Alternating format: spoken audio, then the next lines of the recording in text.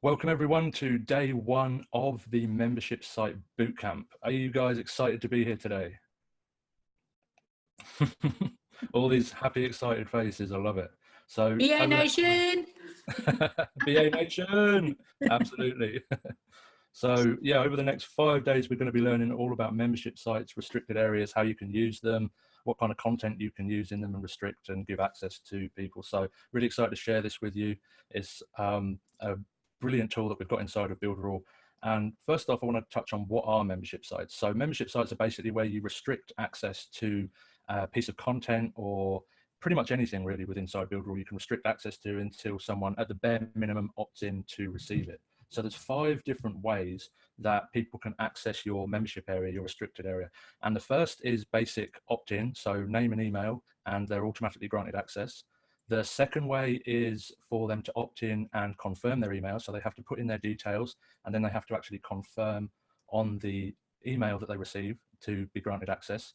The third way is for you to manually approve them. So they have to put in their name and email and then you go into the membership area and manually approve them one by one.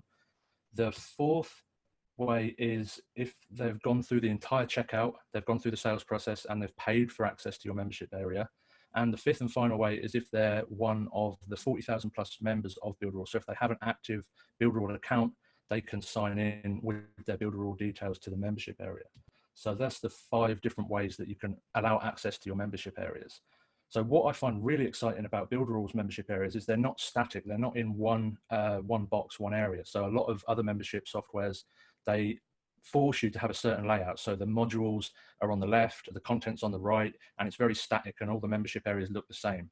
With Builderall, you can restrict any website, any piece of content. So you can literally any website you can build inside of Builderall, you can restrict access to it. So you could restrict a blog, you could restrict an e-commerce store, you can restrict your videos, your courses, your images, or if you're just delivering a product for the market from the marketplace, from the e-commerce. So it's really cool how you can actually have the freedom to create any kind of membership area inside the Builderall platform. And that's one of the great things about it. So any questions about that so far? Michael? Just a quick one. Could you recommend which one's best for the mobile at the moment? I know things are being changed and stuff, but I know Barbie and myself had one, but it's not quite working right. Is there one specifically when you get like a lot of lessons and stuff? Is there any which you prefer? The templates you mean? Yeah, there might be templates ones, or I mean, some people are doing it with the I forget what they call it. Is with the tabs? Oh, what do they call it? The boxes with the tabs. Yeah, the boxes with the tabs. Some people are building membership sites that way. Some of them doing with the menus all on the left-hand side. Some of them doing e-learning, but bolting it onto a membership. Which do you reckon is the best for mobile? It all depends how you want to lay it out, really. As I said, with it, it's very versatile how you can set out the different layouts and the different styles. So the box with tab works fine. You can have that either horizontally or you can have the vertical on the side. The horizontal across the top is a little bit awkward with trying to the other side. But apart from that, any style, as long as it looks good when you're testing it, I would say there's no real preferred style. And that's what I love about Builderall. It's the versatility of having any kind of style that you want on there. I think it's when you have videos on the tabs on the left, it kicks the videos out. And when you have tabs on top, it does 3 along only. Yeah, but no, you have little arrows along the top. So if you make the box a little bit smaller, it puts arrows on the outer side of it. So people can scroll through left and right on the horizontal. Okay, so just shrink it down a little bit. Yeah, absolutely. Okay, cool. Awesome. Cheers, buddy. No problem. Any other questions? Nope, no questions. Actually, adding to that, Michael, a good tip that I've found when creating membership areas with a lot of modules and a lot of lessons is to make sure that your first page is exactly how you want it, both on desktop and mobile. And then after it's exactly the way you want it, duplicate each page and each module, because there's nothing worse than creating 50 different modules and lessons and then realizing you have to make a design change and having to go and change all 50 pages. Yeah. So if you make it perfect on the first page and then duplicate afterwards after you've got it exactly how you want. Okay, buddy, thank you. Very helpful. Cheers, mate. No problem. So there's a few things that I wanted to go over today. We're just going to go lay down the framework today of what membership areas are. And on day 2, we're going to actually build a membership area from scratch. So today we're just going to go over all the terminology and everything that you need to know about membership sites. So one of the most important things is accessibility, the restricted area and permissions for people. So you can grant different levels of permissions. You can have multiple different membership areas. For example, the Everest website that we built, myself and Michael, we had 4 different levels. We had the general attendee all the way to the full access. So for simplicity, I'm going to call it bronze, silver, gold, and platinum. So when you're creating membership sites, you can have 4 different levels, and you can either grant access to just one level or every single level below it. So you can grant access to the bronze, then you can grant access to the silver, then you can grant access to the gold, or you can have it so they can access that level and everything below it. So you can set it so you get access to the gold, the silver, and the bronze, or you can set it so they just have access to the gold. So the restrictions, the membership restrictions, are very important when thinking about accessibility for the different levels. Another thing that's very important and that a lot of people miss is the difference between the data stored in MailingBoss and the data stored on the website. So when you're using a contact form and an email marketing form, all of that data is sent to MailingBoss. But if you're using the checkout or the registration page, the data is saved inside of the actual website itself. And that's where you can go in, edit your permissions, change the date of permission and stuff like that. So that's another very important thing to remember. So another very important thing. Sorry, George, did you have a question? Yes, can you just repeat that? That seemed crucial and I just want to get it in my head. Absolutely, no problem. So yeah, when you're using the contact form or the email marketing form, data is sent to MailingBoss. And a lot of people, they'll look in MailingBoss for the membership area settings and the restrictions, the date of access and stuff like that. But the actual information is saved on the website itself. So when you're using the checkout and the registration page on the membership areas, it's saved in the actual website and not on MailingBoss. And that's where all the permissions and stuff like that is that you can edit. Thanks. No problem. So another very important thing that I want to talk about is the login area. And as a lot of people, they make membership areas to deliver products, to deliver goods like videos, graphics, membership courses and stuff like that. They'll put a login button on the thank you page, but then when people come back to the home page, there's no way to log into the membership area. So if they've gone through a funnel, they've bought a product or something, and then the thank you page, they can log in, they can access their product, and then there's no way to get back in on that first home page. So it's very important that on your main page you have a login button so people can log back in and access the content. Another basic thing which I should have gone over first, which I forgot about, so my apologies for that, is pages and layouts. So when creating a membership area, you need at least 2 layouts, because a layout is where you restrict the information. So you're going to have one layout which is going to have your home page, your funnel, your thank you page and everything else like that. And then the second layout is where you're going to be restricting the content. And if you have multiple memberships, so like a gold, silver, platinum, and so on and so forth, you're going to need a separate layout for each one. So one layout for gold, one layout for silver, and one layout for bronze. So does that all make sense? Any questions at all? No, all good. So another important thing, going back to the login buttons, is where people are redirected to when they log in and log out. So when you set up a login and log out button on the main page, you can direct where they're going to straight after. So when you log in, you're going to want to set that to the home page of your restricted area. And then when they log out, you're going to want to send them to the home page of your non-restricted area so they can log back in and see all about the product again. I have a question, actually. Sure, Cornelia? Yes, thank you. To what you said before, the layouts. So you build actually the member area on website layouts and not on an e-learning template. Yeah, it will be on the website template to restrict it, absolutely. On the e-learning, you can actually insert the e-learning into the membership area with an iframe. Oh, okay. So you can restrict the access with a membership area and then enter the e-learning into the membership area on the website via an iframe. Okay, and the layouts were, that was just about the login, like the different layouts for the bronze, silver, golden, platinum, whatever. Yeah, you'll have one layout for your main homepage with your thank you page, your actual checkout or registration, and then you'll need one separate layout for each level of membership that you're offering. Yes, okay, good, great, thank you for that. Just to add on top of that, James, you know, when you add the e-learning in an iframe, yeah.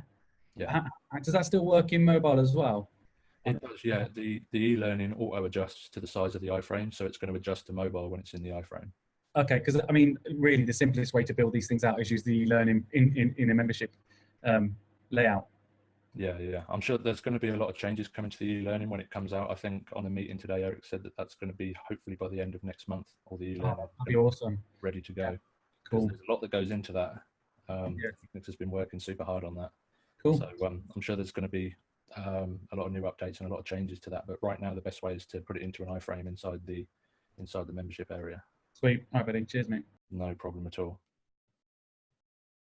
So, like I said, one of the greatest thing about Builderall and the membership area is the versatility of it, that you can restrict access to anything you want, whether you've got courses, videos, resources, images, anything at all you can restrict access to. You could have like a secret blog that you only update to members of your tribe. You could have like a secret e-commerce store for certain people. You can restrict access to pretty much anything. So it's really cool how versatile that is. So any other questions at all? No? Cool. So I'm going to go over a couple of examples now of membership areas. First off, we're going to go over just a single level membership. So one of the best ones to go over is of course, the certification program. So I'm going to share my screen.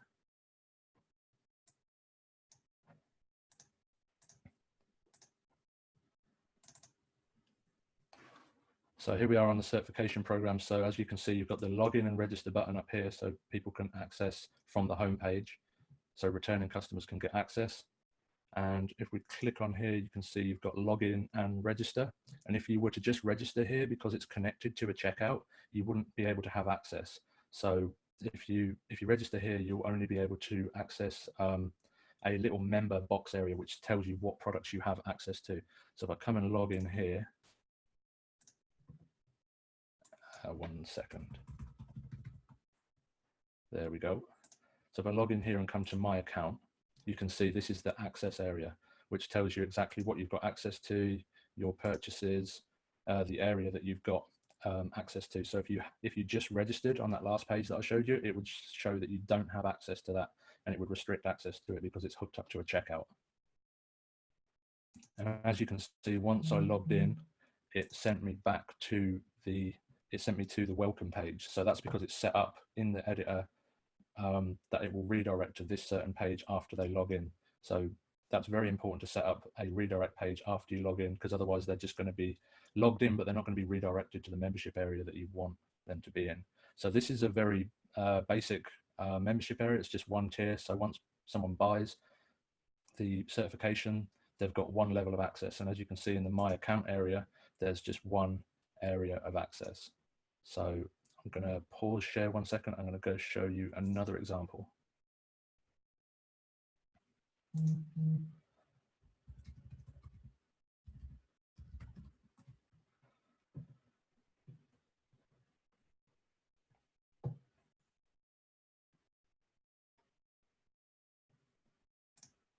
So now we are on the Everest UK page, and this was the event that myself and Michael ran in the UK.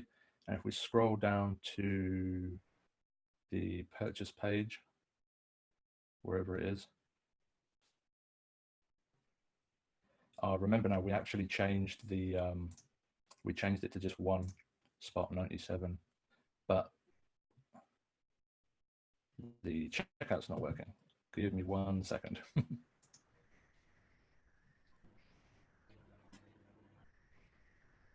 Okay, there we go, it's working. It just had to catch up. So you can see I've got the login button on the checkout. And then if we come and log in here, there's 4 different levels of membership. There's the 97 for the general ticket. There was the 197 for the VIP ticket. There was the 297 for the executive ticket. And there was the 497 for the full access ticket. So there's 4 different levels of membership on this website. So I've got 4 different layouts and 4 different levels of membership. So if I come into log in, you can see there's the 4 different logins for the 4 different membership areas here. And trying to remember which one I'm signed up to.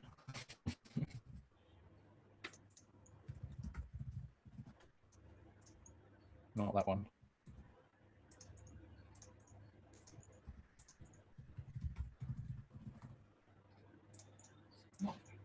Not that one. I'm sure we'll get there in a minute.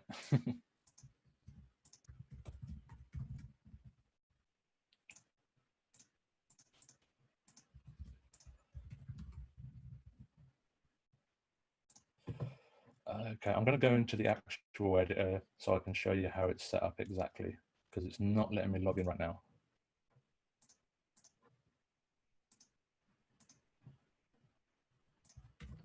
How are you going to remember, man? You got about 1 billion emails.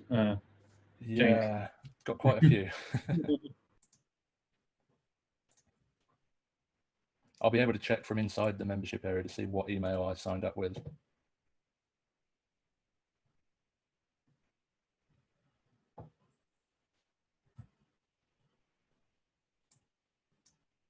So there we go. Can you guys see my screen? Awesome.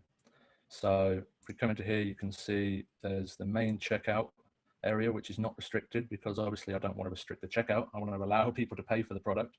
So that's the basic where you'd have your sales funnel, sales process, and then you've got the attendee, the VIP, the executive, and the full access. So they're all in separate layouts. So if I come into the attendee, you can see the thank you page and the membership area for the attendee. And then each one is going to have VIP, executive, and full access. So I'm just going to pause this for a second because I'm going to check what email I signed up with. And I don't want to share everyone else's email addresses across the internet.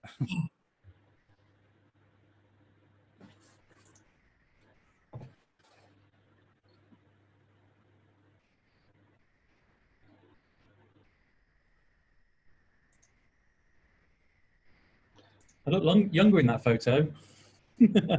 Yeah. I've aged, man. I've aged. It's only been a few months. Everest aged you a couple of years. Every age, it definitely aged me, yeah.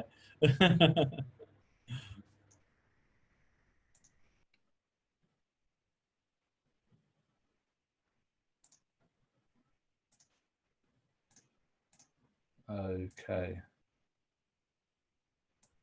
So let's try this again.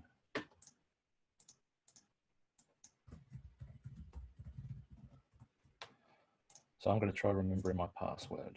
And that's another real cool thing about the membership areas with Builderall. If you forget your password, people can simply click remember password, and that's all handled in the back end. So they'll send out a new password to you right away.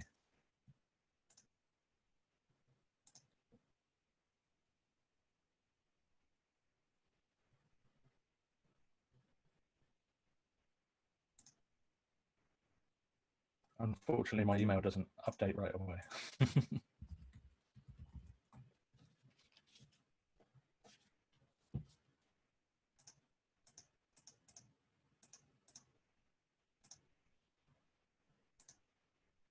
So there we go, new password has come through.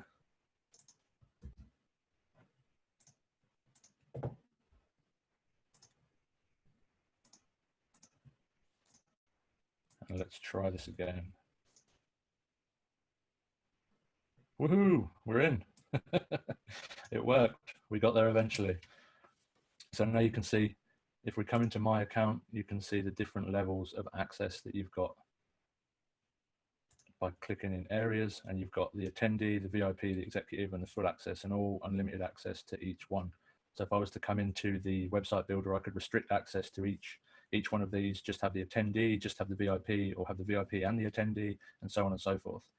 And then the actual area that you set as the home page inside the editor is where people will be redirected to after here. So if I click on this one, it's going to take me to the VIP area. And then if I click on the other one, it's going to take me to the executive and to the full access area, and so on and so forth. So it's very important that you set up your login areas, and when you're setting up your membership areas, to set up a login area and redirect areas so that they're redirected to the right area. So does that make sense to everyone? Any questions at all? No? Am I that good at explaining it? No one's got any questions at all? I got a question. Can you hear me? Go.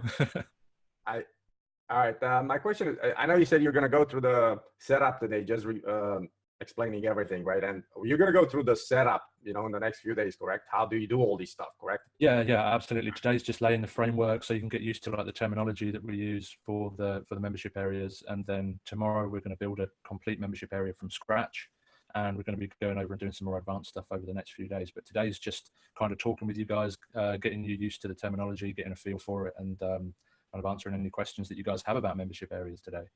The what, it makes sense. I get it. The how. Yeah. I'm confused on the how. But the how, right? Yeah, we're going to be going more into the how over the next couple of days. So today was just kind of giving you some major tips on the membership areas and the most important practices when building them, so you can cut time, cut corners. I see a lot of people creating membership areas, like I said before, and they're creating the pages first, and then they're going in and they're editing every single page one by one, when they could have edited it all on one page and then duplicated. So if there's one major lesson that I can teach you from membership areas, it's that one, because that saves so much time instead of having to go in and edit each and every one each time.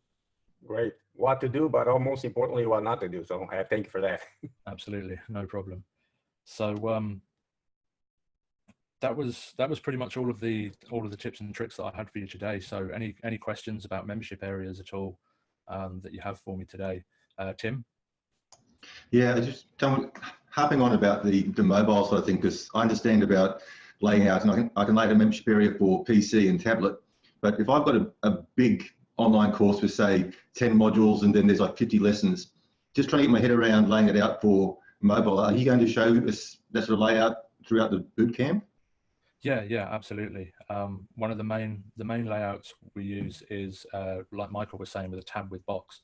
So on the mobile, it's great to have it on a vertical, sorry. So you have all the tabs on the side with the different lessons and stuff like that. But there's tons of different ways you can lay it out.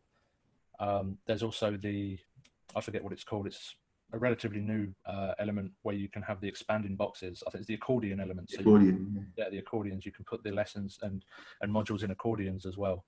And that the great thing about that is that it doesn't have to load all of the content at once. So it only loads the images, the videos, once the accordion is opened up. So that can help with your page speed. Awesome. Looking forward to it. Awesome. So any more questions from anyone? Michael? I've just got a question. So I know the answer, but it would be good for the group. Hosting the videos, obviously there's benefits for YouTube and Vimeo and so on. If you could, I just thought it'd be a good one for the group when they're building up their memberships. Yeah, well, you can host your videos in the e-learning as well. You have a 10 gigabyte allowance with Builderall to host all of your content, your websites and stuff like that. So you can actually host it within the e-learning platform, and that's quite secure as well. They've got SSL and security protocols in place, so people aren't so easily able to download your content, which is great. On YouTube, if you're uploading to YouTube, it's very easy for someone to just grab a URL and download that. So I would definitely not recommend YouTube for more professional memberships and professional videos that you're doing. Vimeo is pretty good. There's another one. I think is it Wistia? I think it might be yes. Wistia. Yeah, very secure. That's very hard to get content from and download, so you don't have to worry about people stealing your content so much. So yeah, that was pretty much everything that I've got today. Jill, did you have a question? I do, yes. Shelley did a great demo a couple of weeks back where she answered a question where somebody was trying to work out how, when you've got a double opt-in on the email, you could set it up so that the client, when they purchase, enter their username and password so that they don't have to set the password up afterwards. Does that make sense? And I tried to replicate it, but I couldn't get that to work. So I wondered if you'd be covering that. So is that on a membership area? Yeah. Let me just take a note of that quickly, and I will definitely cover it over the next few days. Yeah, I can send you the link to the video that she did if you like, and then, because I'm still trying to work out why I got it wrong, but I'm just not getting the emails when I try and do it. So right, yeah. And when I contacted support, they told me, well, you can't do it that way, and I went back to Shelley and said, well, I've tested it and it works. So I'm going around in circles a bit with it. So right, yeah, no problem. If it refers to membership sites, then yeah, I'll definitely. Thank you. but yeah, definitely put the link, and I'll check that out and see exactly what the steps are for that. Great. Thank you. No problem at all. So anyone else got any questions regarding membership sites? George? This is not related to the membership sites, but I'm a newbie learning all this stuff. And it would help me to know a little bit personal, technical, you know, before you got to Builderall, and then you've jumped in with both feet, and you know, why you think this is above everything else that's out there, because obviously you guys have made an incredible, and you know, we're doing. You're breaking up a little bit. I can't quite understand. Okay. What brought you into Builderall? So could you say that again? I couldn't quite understand. You were breaking up a bit. He's been breaking up quite a bit. I think what I gathered, he wants to know what brought you into Builderall, because you put a lot of commitment into this, as such as everyone else. And there's a lot of platforms out there that compare, and there's, you know, competitors and so on. So what makes Builderall the ideal platform? Is that what you're asking, George? Thanks, Mike. You're welcome, buddy. Awesome, absolutely. So what originally brought me to Builderall was the idea of having all the tools that you need under one roof, and the fact that they connect so seamlessly. I mean, from a lot of competitors, you have to glue 10 plus systems together to kind of get an okay solution, and it costs 10 times, sometimes 100 times more than what Builderall does. So that was what originally brought me into Builderall. What made me stick around, however, was the vision of the CEO, the company, and the community. I mean, the community is like no other that I've ever seen anywhere else. So supportive, such an amazing community, and Eric's vision for the future with Builderall is absolutely amazing. And that's what created the community and made a lot of people get attracted to Builderall in the first place, I think. Thank you. No problem at all. So yeah, I kind of knew this wasn't going to be as long as Shelley's one. I can't talk for nowhere near as long as Shelley can. Shelley's got a lot of practice, but I hope I've covered all the major points of and the basics today. And we've still got another 4 days to go. Tomorrow we are going to be building a membership area from scratch, actually doing some of the physical stuff on building a membership site, and we can go through, and I'm sure you guys are going to have a lot more questions as we go through and actually get into the nitty-gritty of it. So unless anyone has got any other questions, I'm going to leave it here for today. Cheers, James. Thanks, mate. Thank you. Thank you, James. Thanks, James. Bye-bye. Thanks. We'll see you tomorrow, everybody. Thank you. See you tomorrow. See you tomorrow. Good job, James. Have an awesome one.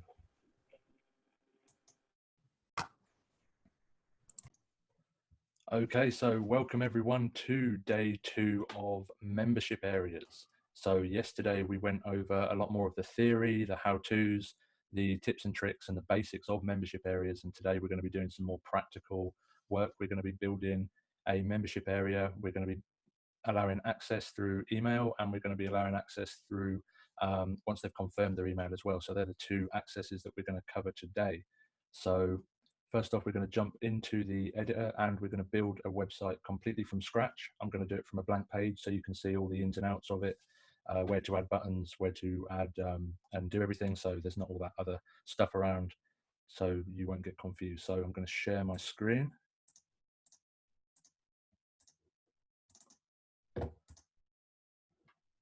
And I'm going to come to blank page and edit blank layout.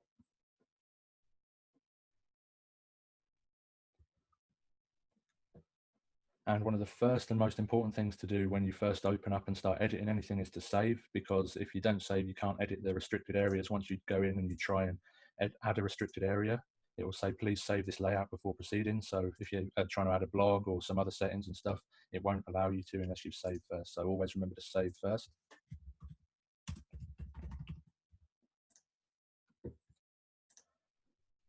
Then once you've saved, you can start adding your memberships and restricted areas and stuff. So the first thing that you want to do when you first open a new website is to create your layouts. So like we said yesterday, you need 2 layouts at least if you're just doing a single level membership. So the first layout we're going to have as the landing page. So we're going to name that as register. And then we're going to come back to layouts, add a new layout, come to blank page and call that member area. So now we've got the 2 layouts that we need. Obviously, if you have multiple level memberships, so like we were talking about yesterday, the bronze, silver, gold, and platinum, you'd have each one layout for each of the member areas, but we're just doing a single level membership area today. So once you've got your layouts created, you're going to want to create the pages. So I'm going to come into the register and set the register pages first, and that's going to be our opt-in page. So where people enter their email to register for the membership area. And then you can also add a thank you page as well, or you can simply redirect directly to the membership area. So you can add an extra step in there saying thank you for registering, this is what you're going to get, or you can redirect straight to the membership area. So I'm going to create a thank you page as well and confirm and change this to thank you.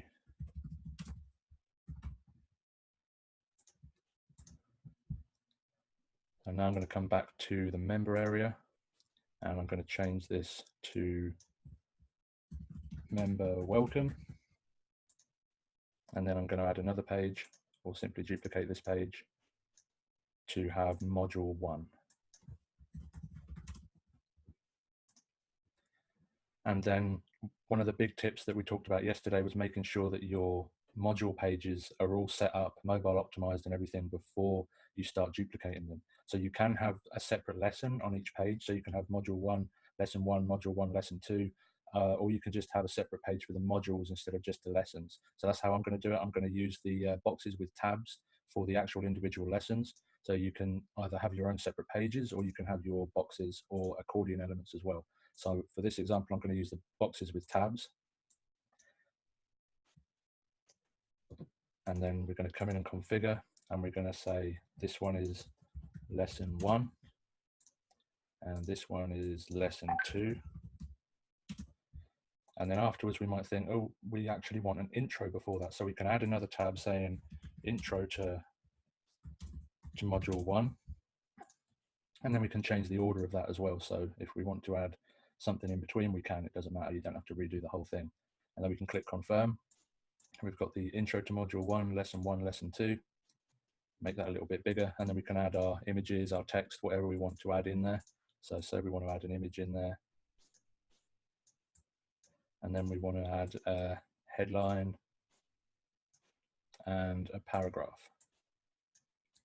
So we can have that there, and then we can do the same thing for the other two.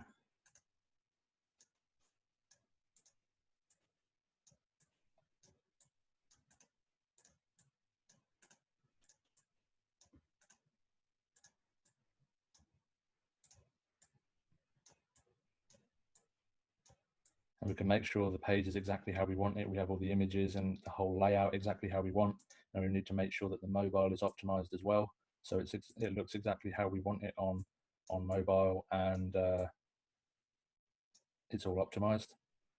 And then we can start, once we have it exactly how we want it, we can then start duplicating to module 2, module 3, module 4. Because if you duplicate and make all the pages before you've done all the design and the layout, you'll have to edit each and every module, each and every page, each and every tab to how you want it. So it's much better to create the whole design, the whole layout, and get all of your ducks in a row before you start duplicating to other modules, other lessons, and inputting your content in there. So that makes it a lot easier. So now we've done that, we want to create login buttons. That's the most important. So the ability for people to log in, log out, access their restricted area, see what areas they've got access to. So I'm going to come into buttons and login button. As you can see, there's a couple of different login buttons. While we're inside the member area, we want one of these two buttons because they can log out and they can also view their restricted areas. They can't review what areas they've got access to with the login and register buttons, the separate buttons, but they can with these two here. So we need to choose this one for when they're logged in. And then of course we need to set the action after login and log out. So the action after login would be the member welcome page. And then the action after log out would be the home page of the website or the opt-in. So then that's pretty much what we need to do for the members area. And then we can come back into the member welcome, and I'm just going to put a headline there so we know that it's the member welcome page.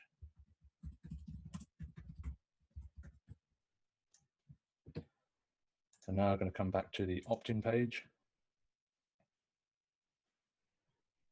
And of course, we need a login and log out button there as well for when returning customers come here after they've opted in once. They need a way to log back in once they hit your homepage. So we're going to add another button for the non-restricted layout. So that one there, you can choose from login or login register, completely up to you. Oh, wrong button. And then action after login, again, will be the member welcome, and the action after logout will be the opt-in again. So on this opt-in page is where you'll display your membership site, where you'll display what your membership entails, what they're going to be getting out of the membership area, and then you're going to have a register button below, so they can register for the membership. So the difference between the normal register buttons and the login register buttons is the register only does register. It doesn't have actions after login and log out. It just has what happens after they register, and it pulls up a registration page, login page that you can use. So if we check the register and check that against a normal button, you can see that there's different options. This has action after register, and the normal button doesn't have an action after register. It doesn't allow you to sign up and get that pop-up that you do on the register button. So if we go action after register, and because we've set up a thank you page on this one, it's going to go straight to the thank you page where you're going to welcome them to the membership area and tell them what they're going to get.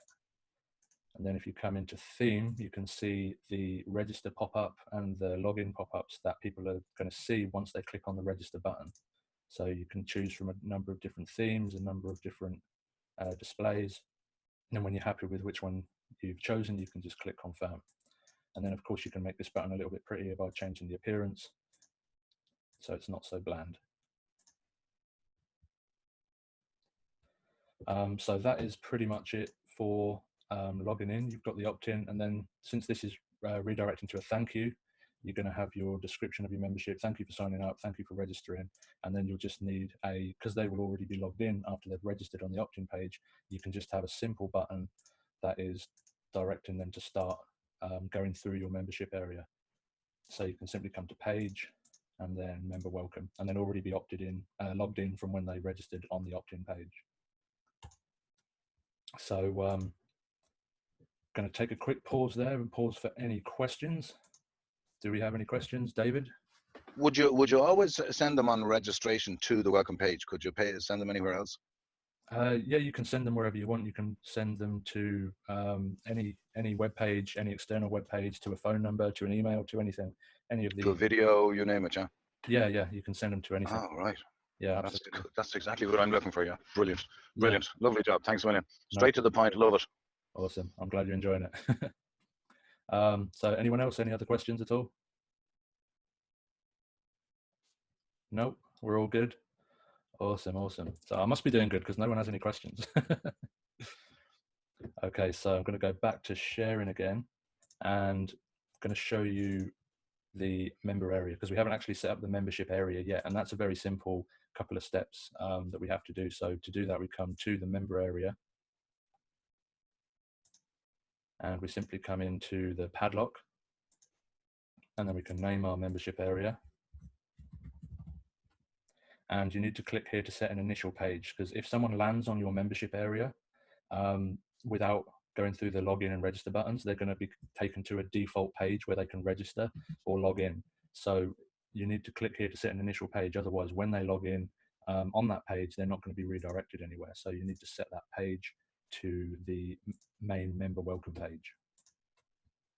And then next we've got the grant access. So the two different ways on here is you can allow them to sign up via an email and password, or you can access by token.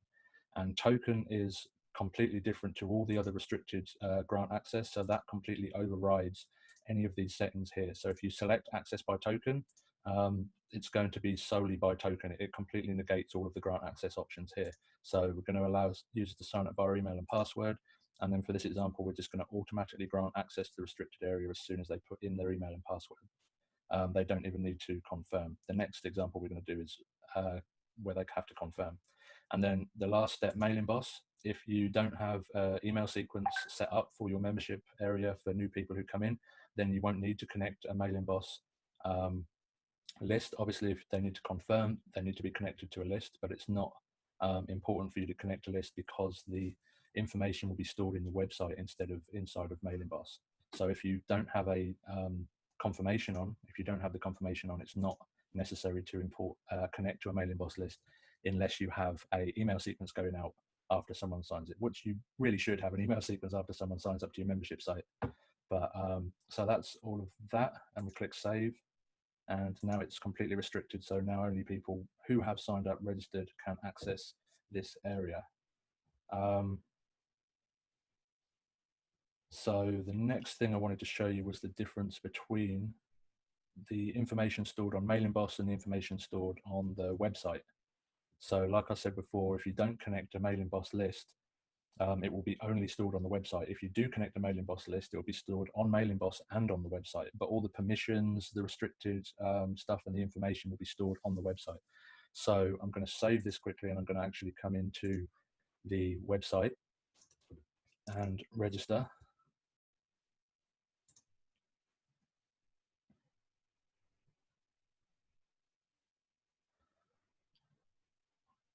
Internet's a little bit slow here at the moment. I apologize.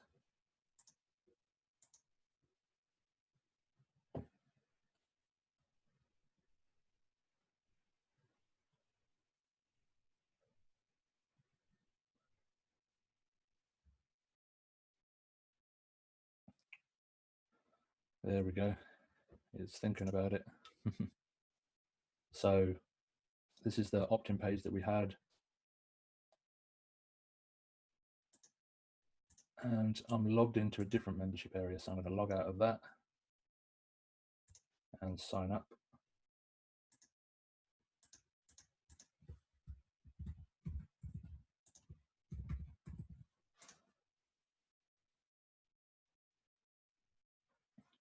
And then, as you can see from the settings that I set up, it's redirected me to the thank you page. So then they can click there to be taken straight through to the member welcome page.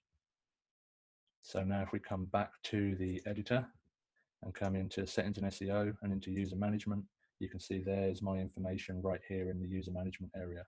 And then you can view more detailed information. So name, email, if you need to collect any other information, say you've got a physical product or something, you can actually add user registration fields. So you can add an address if you've got a physical product that you want to ship out, or any other information like phone number or something else if you're collecting data.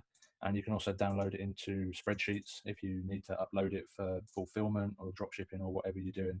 So you can easily download that data, upload it, and get fulfillment sorted out from that. And here is where you can change the access. So you can see, because I set it to simply allow access as soon as they opt in, I've got full permission without limit of access. If someone hadn't paid or hadn't confirmed their email, then that would be access blocked. And you can change your permission simply by clicking on the permission tab, and you can also change it to an expiration date if they've only got access for a year. So you've got a year-long program where they get access to a bonus training or mentorship from you. You can restrict access to a certain date after they've paid or after they've signed up.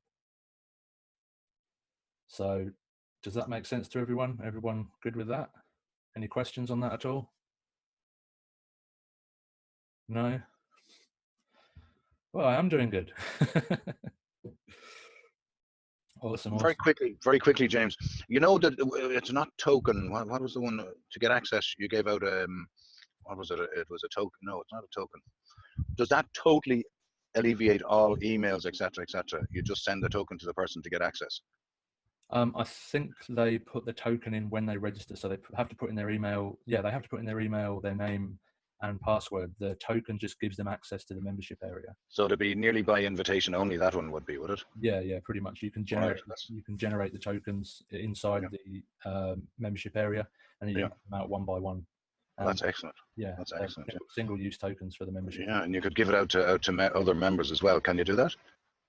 You could give a token to other members to get other members to make it grow quicker, maybe. Yeah, absolutely. You could give like 2 tokens per member or something like that. Excellent, grand job. Thank you very much. No problem at all. James, do you have to manually give the token to everybody, or is it, how do they access the token? Who's giving them the token? Yeah, you would give the token out. So you would take a note of the tokens inside the editor, and then you would give them out via email or via chatbot or one by one. but they're only single use for one membership, good for one membership. So once the prospect goes through the process and they create their login and password, do they have automatically access to the membership area, or I get notified and then I have to generate a token and email it to them? How's the process? No, well, they'll have the token when they go to register. So you create the token. I'll quickly go on there and show you how the tokens are registered. So if we come back, my bottom line question would be: it's not a manual process. It's an automatic process, correct? It's an automatic process how the tokens are generated, but you have to give them out manually. Oh. So if we come into the tokens here and just go allow access by token, you can see you can add tokens. So that's randomly generated a token for someone to use, and then you can just add more. You can set like a date of access for that token. So somewhere in the process, do I have to kind of give them a heads up that, hey, you'll get your token shortly, whatever, etc. Yeah, you would kind of send out the token as you were promoting.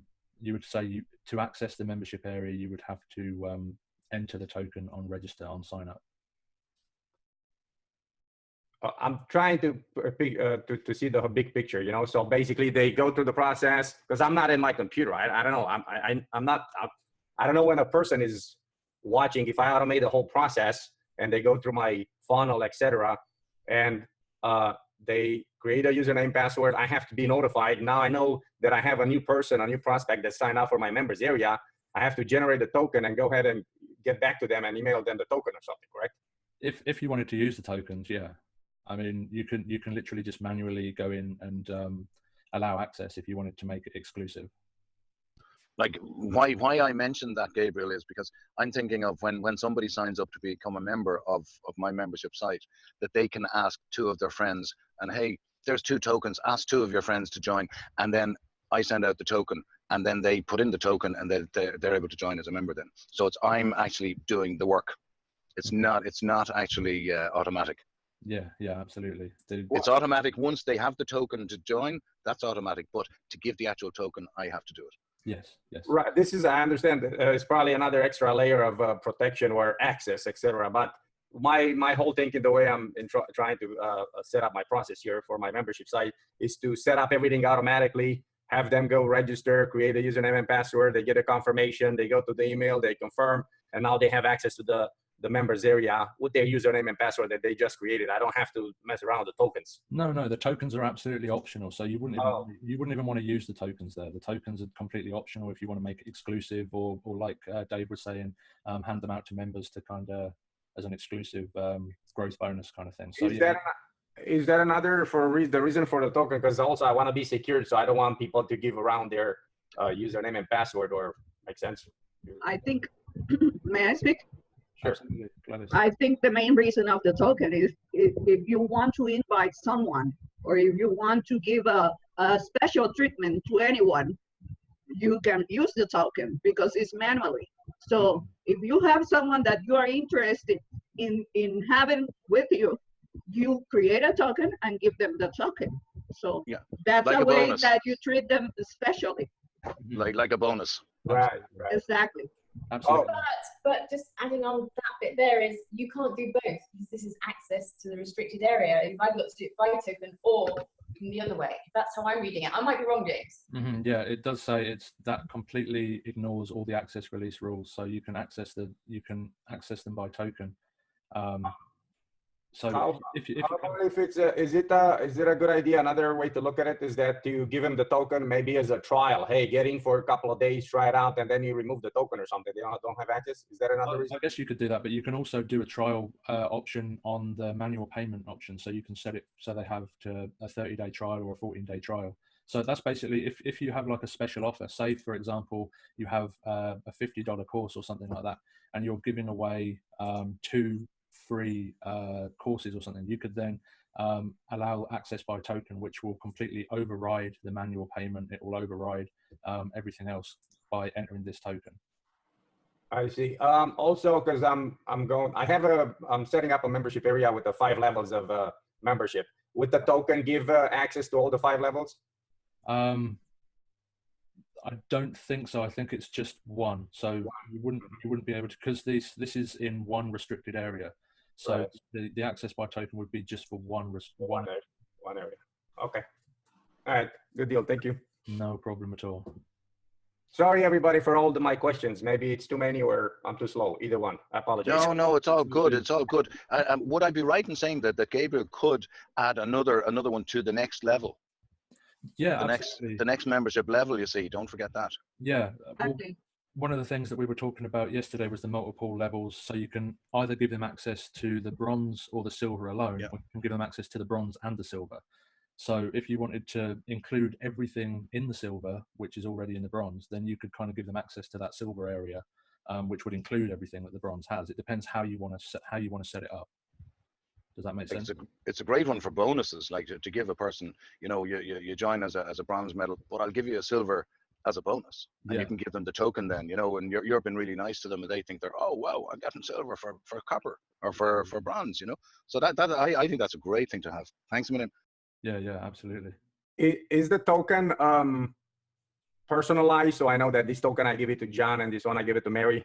Is that, can I keep track of tokens, in other words? So when I go back to, because I saw that list of all of your tokens, can I know which token is for who? I don't think there's a way that you can actually customize the tokens, so they just come up in a certain. I'd say the only way is by email. Send the token to the person. Yeah, you would have to track that in the CRM or in MailingBoss itself. So no, there's no way to actually name the tokens, unfortunately. The reason I'm asking is because you got so many tokens right there. So if I need to remove one, which one is for who? Right. Yeah. That would. I think would be better for you when you give a token away. Just make write it down, you know, and have some tracking by yourself. Absolutely. Yeah. Keep track of that in the CRM or in. Yeah, you have to do a little bit of work, Gabriel. You know. I'm joking with you. I'm pulling your chain. I'm with you. I'm trying to automate, delegate, and scale. So I do. You have a question, Nolan? Yes. Let's say you wanted the person to go in to see the layout, all the lessons and everything, but not to get into them. But you wanted them to just go to the introduction. Then they click on the first module or something, and they're locked out. They must go back and sign in or sign up. How would you set that up? I think the way that I would set that up is make a duplicate of the page, and then remove the actual content from the page and just put a little box in there saying sign up to unlock kind of thing. So it would be on a separate page in the non-restricted area. So say you've got a box with tabs or a box or a accordion element or something like that. You would simply duplicate the entire page, keep the titles of all of the modules and stuff like that, and then just when they click on the box with tabs or the accordion element, the interior of it would say sign up to unlock. Yeah. Does that make sense? Okay. Hello, James. Hi, Edison. How you doing? Good. How you doing? Good. You're doing a good job. Awesome. Thank you.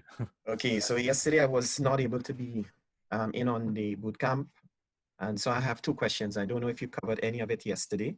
Okay. The first one is concerning the membership site.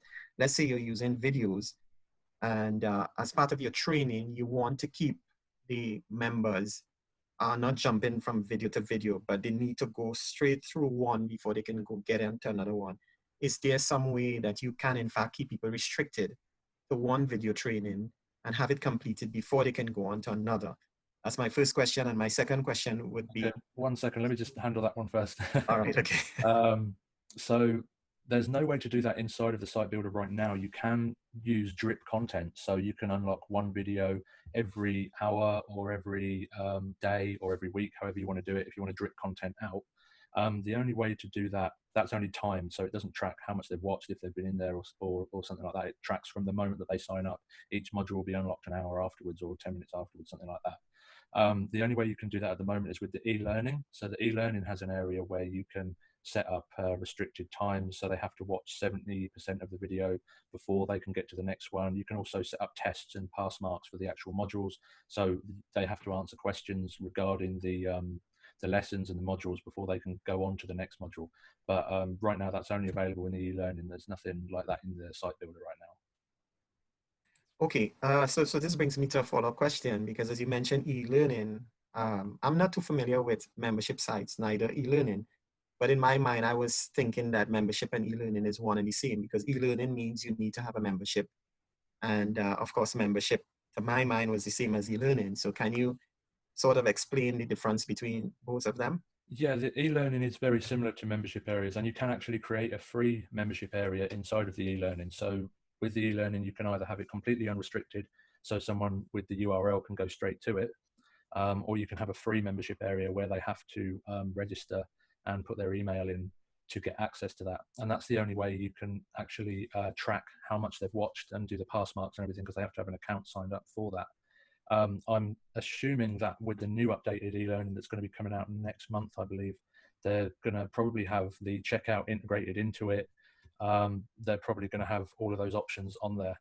So right now, it's very similar the way the membership and the e-learning is set up, except you can only do free memberships on the e-learning. Okay, I see. All right, and so my second question is simply, how soon will you have the session uploaded to the website, the training area? I'm not 100% sure on that. I haven't got access to the YouTube, so I've been speaking to Alexander to be uploaded. So not 100% sure on that, but it'll be up as soon as possible. As possible. Okay, will do. Thank you. No problem. Roberto? Thank you. Hello, everyone. As far as that question from Edison, I was able to handle a situation like that. There is a feature, the box has a timer. So what I did was I have actually like 3 webinars into a system. So I don't want the visitor to jump to the second or third webinar if they haven't watched the first one. So what I did was I actually placed a button underneath, and right underneath the button, I says this button will activate after this webinar has been watched. So the webinar, let's say, takes 30 minutes. You put a delay on, you put the button, and you put a box, a clear box on top of it. So that box will go away once the 30 minutes are gone. Mm-hmm. And then they are able to, before that time, they get the mouse on top of the button, but they aren't able to click on it. Once the 30 minutes are passed, then they're able to click on it and move on to the next video. That's the way I was able to handle that. Mm-hmm. That's a good idea, actually. I like that. That's very creative. Okay, Roberto, thanks for the advice. I'll check it out. Mm-hmm. Yeah, that's definitely a good workaround for sure. Very creative. I like it. So I have a question for that. Roberto, what did you put above the button? What did you, just okay. A clear box? Say that I have the video. Yeah.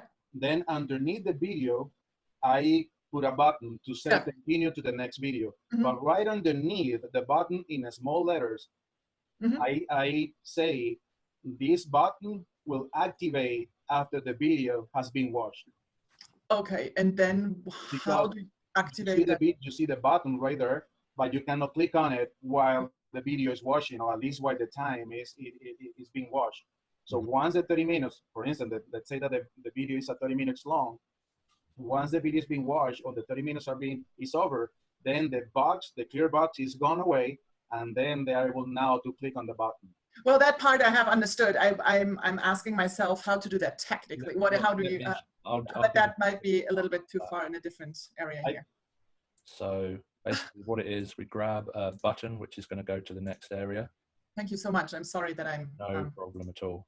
And then we'll grab a box, so a clear box like that, which goes over the button. And then with the animation, you can have it bounce out or fade in or however you want, just some kind of exit like that after 30 minutes or however long it is. Oh, perfect. So then after 30 minutes, that box is going to disappear and then they're able to click on it. Is that right, Roberto? That's how you were doing it? That's perfect. Thank you so much. That's awesome. One thing, make sure you have the proper color. Okay. Yeah. That makes sense. Absolutely. So yeah, that's how you do that. And then you also put the timer on that box so they can see the timer going down? Yeah, or you could just say it will activate. Say you've got like a 30-minute webinar to the dot, that it will close after that 30 minutes, that it will activate after that 30 minutes. Or right. It's completely up to you how you do it. You could put a timer, or you could just say after the webinar or after the video or whatever. Yeah, maybe after, because if you put the timer and they open the page, they don't do nothing, the box will disappear in 30 minutes if they're not watching. Yeah. And they'll be able to click it. Yeah, that's right. So it's not a perfect workaround, but it's a good workaround. Could you also in your video have a code at the end? Say at the end you say passcode to get into the second video will be 1, 2, 3, 4, 5. You know, and they have to type that in to get into the second video. That way, at least you know they got to the point where they got the code to get to the second video. Yeah, that's another option. You could have like a hidden code at the end of each video to take them to the next one. Absolutely. Yeah, there's a few workarounds that if you get creative with it, but the actual option to allow so they have to watch a certain amount is not there just yet. But as you can see, there's plenty of workarounds for that. Anyone else have any questions? Nope. All good. So now we've gone through the membership area for simply entering the did you have a question? Oh, yes, I do. When doing a membership area, and if you want to, I don't want to say the different levels of it, and I know to close them out, but how would you do that if you've got someone that say you is signing up for a course and then you have different levels and you want them to go from one level to the other? So can you repeat that last bit? Well, you know, like as a coach, and I have different levels of courses. Yeah. And then I take it where, you know, they finish one level and I want them to go take the second level or follow up. So you'd want them to purchase the next level? Yeah, like if it, you know, bronze, gold, silver, platinum. Yeah, absolutely. You can do that. I have, when I was setting up the Everest membership site, I had checkouts inside each level of membership. So I had on the main website, there was the 100, 200, 300 and 500 pound checkouts. And then within the membership area was a checkout from just £100 to £200 so they could upgrade. So you can have separate checkouts inside the membership areas which give access to that.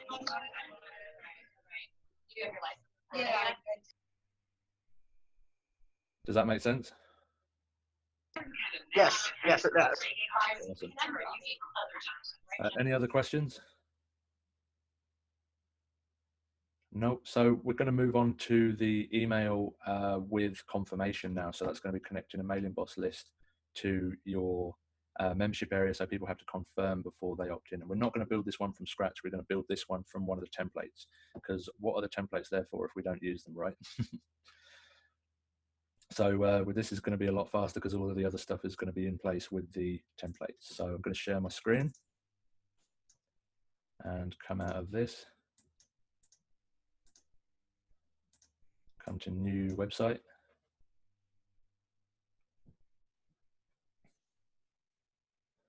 Membership area.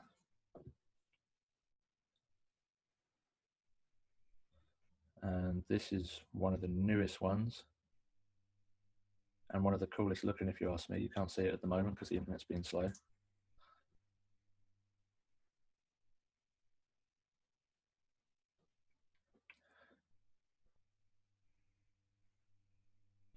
Just give that a second to load while it's thinking about it. So this will be your actual membership area that you're restricting. So this is the welcome, saying thank you for purchasing, thank you for opting in, thank you for confirming your email, and so have you and so forth, and have all the information for your actual membership area. And I'm going to change the homepage so I don't get it confused with the other home pages. So membership home. You can see there's already module 1 in there, which has, on this one, there's no lessons. It's just module 1, module 2, module 3, and module 4. And now I'm going to create a new layout, which is going to be the opt-in area. So sales funnels. Let's have that one. Call it register. So now we've got the register area and the membership area. And again, we're going to have to add a login button.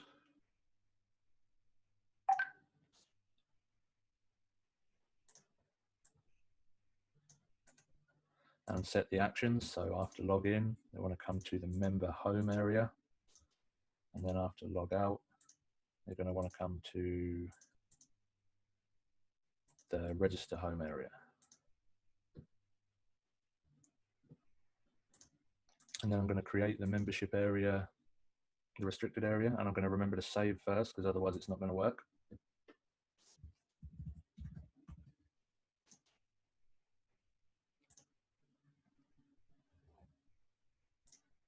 So then I'm going to create the restricted area, set my initial page,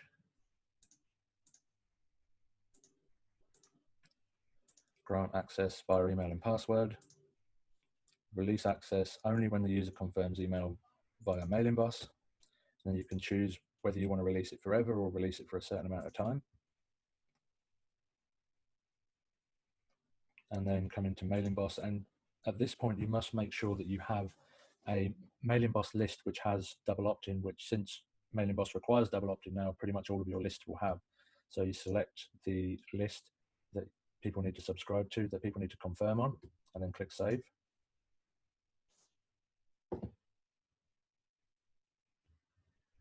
And I'm going to save that again.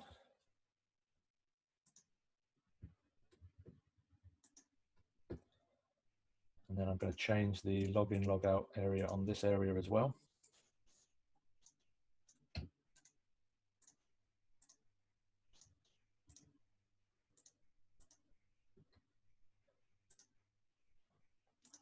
And now I'm going to go back to the site builder, the dashboard, I mean, sorry, and log in and register on here.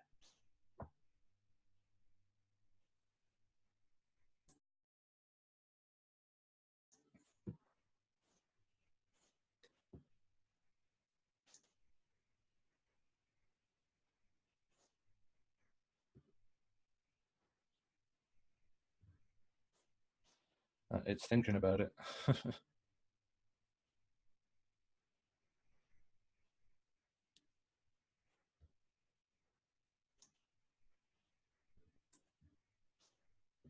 And that's what happens if you don't change the home page to the non-restricted area.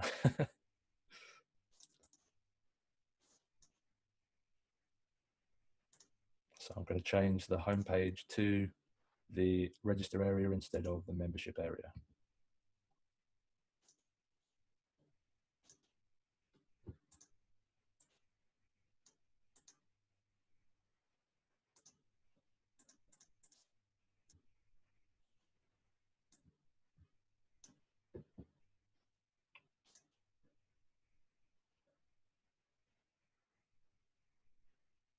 So now we're on the main homepage, we can register. So put my email and password. And register, not sign up. There we go.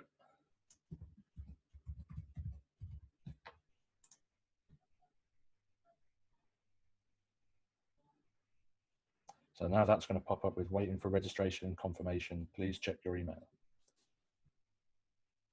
So before you can sign in and before you can have access to the account, it's going to force you to log into your email and confirm that. So that stops people from putting in fake emails and getting access when you're not actually getting a lead for it.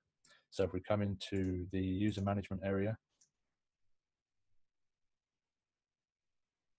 and I don't know what all that is. That is apparently from the template. So I'll have a word with Alexander about that and see why there's emails in the user management area of one of the templates. Let me save that and refresh and see if that changes.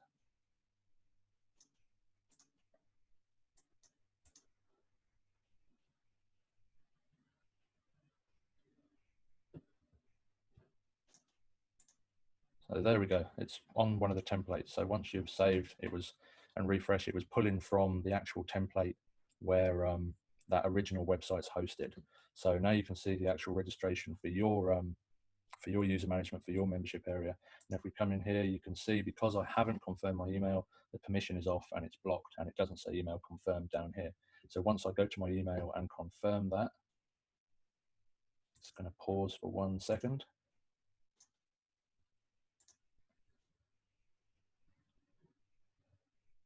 And now I've clicked the link in the email and you've got congratulations, your subscription is complete. And now if we come back in and reload the user management, maybe I need to reload again.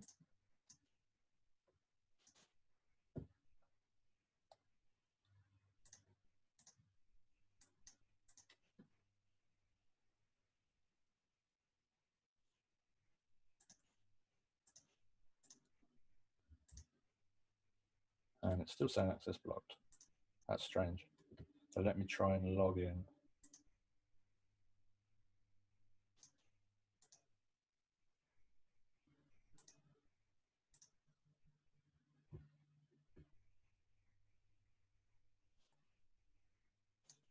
So it is letting me log in. It is giving me access once I've confirmed my email, but it's not showing up in the editor for some reason. So I've come into my account.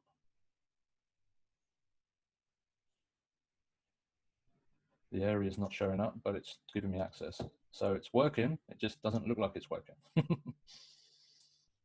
But yeah, so that's the difference between the opt-in with just your email and name and password and opting in and having to confirm. So once you've confirmed your list in MailingBoss, confirmed your email in MailingBoss, then you'll be able to have access to the membership area. So they were the two permissions and two access areas that we're going to cover today. Does anyone have any more questions on that? Gabrielle? Yeah, so then after they opt in, they got to give an instruction, go and confirm your email to have access to the members area. Yeah, yeah, absolutely. Well, you saw when I put in my registration info, it actually did a pop-up to say that you've got to confirm your email. So that gives them the confirmation they need to check their email before they can log in. Okay. Any other questions at all? We all good on how to create a basic one-level membership site on with giving access via email and password and confirming your email? We're all good on that. Gabrielle? Yeah, you mentioned yesterday, I'm not sure if you're going to do it in the next couple of days, that how to duplicate, because you're going to have multiple areas of access and not to work over and over again. So just do it once and then copy and paste the members area, I guess you mentioned yesterday. Yeah, yeah, I covered that a little bit today, not on multiple memberships, but for actually duplicating the modules and the lessons. I missed the first 10 minutes of the webinar. I'm not sure if you did that. I'm not sure. It might have been in the first 10 minutes, but it was basically just making sure that your whole page is fully how you want it and all your ducks are in a row before you start creating module 2, module 3, module 4, and module 5, because there's nothing worse than going back and having to edit 50 lessons and 5 different pages when you could have just edited it once on the main page and then duplicated afterwards. So yeah, we did cover that today, and I'm going to be covering multiple memberships on Thursday. I think that's tomorrow. We're going to be covering paid memberships and checkouts and all that good stuff, and then multiple memberships is going to be on Thursday, I think. So awesome. Everyone all good on what we've covered today? Awesome, awesome. You guys are awesome. So really, really good.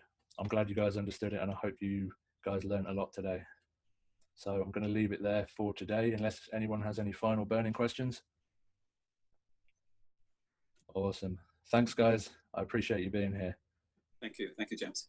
Thank you, James. Thanks. Have a good day. Good evening. Hi, everyone, and welcome to day 3 of membership areas. Today, we're going to be covering all sorts of paid membership areas. So we're going to be covering both the old checkout and the new checkout. The new super checkout is still in beta, so there's some functions which aren't available in the new checkout. So I'm going to be covering both the old checkout and the new checkout today. So we're going to be discovering all how you can unlock membership areas via payments and also manual access. So does anyone have any questions before we begin? No, we're all good. Awesome. So I'm going to share my screen. Hi, James. Sorry, a quick question. Hi, Felicity. Hi, how are you doing? The replays from yesterday and Monday, where are they, please? They're going to be uploaded into the Bootcamp's YouTube very soon. I'm going to follow up. I've sent them over to Alexander, and he's going to be uploading them as soon as possible. So okay, thanks, James. Okay. No problem. Thanks. Okie dokie, so I'm going to share my screen and we're going to go through the paid membership options. So I'm going to be using the membership area, the blank membership area that we set up yesterday as an example. We don't need to rebuild the entire membership area from scratch because I showed you how to do that all yesterday. So we're going to use the one that we pre-built yesterday. And the first thing we're going to come in and do is we're going to change the membership area. So to change the restricted area to a paid membership. So we come into the layouts, click the little padlock, come in and we would name our area tutorial, and then grant access is via email and password. And the restricted area info is going to be manual payment. And then we can connect a mailing boss list. And it's important to note with the mailing boss list here is you can set up 2 separate mailing boss lists. So this mailing boss list will be triggered as soon as they fill in their information, whether they complete the payment or not. So if you have a 2-step checkout and they fill in the first part but don't fill in the second part, you can then put like a customer capture sequence. So for example, I see you filled out the information on my page but didn't complete the checkout. Was there any reason for this? And then have like a capture email sequence to get them back to purchase. And then as you'll see in a moment, there's a separate mailing boss list that you can attach to the actual product, which will get sent out after they've gone through the checkout and actually paid. So you can select your mailing boss list. I'm going to leave that blank for now, and then come to the checkout.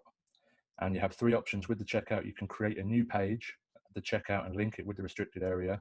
So it creates a brand new page and checkout, or you can just create the checkout and link it with the restricted area, or you can do nothing now and create it at a later date, a little bit later. So I'm going to click do nothing now. You can create your checkout later by the application and click save.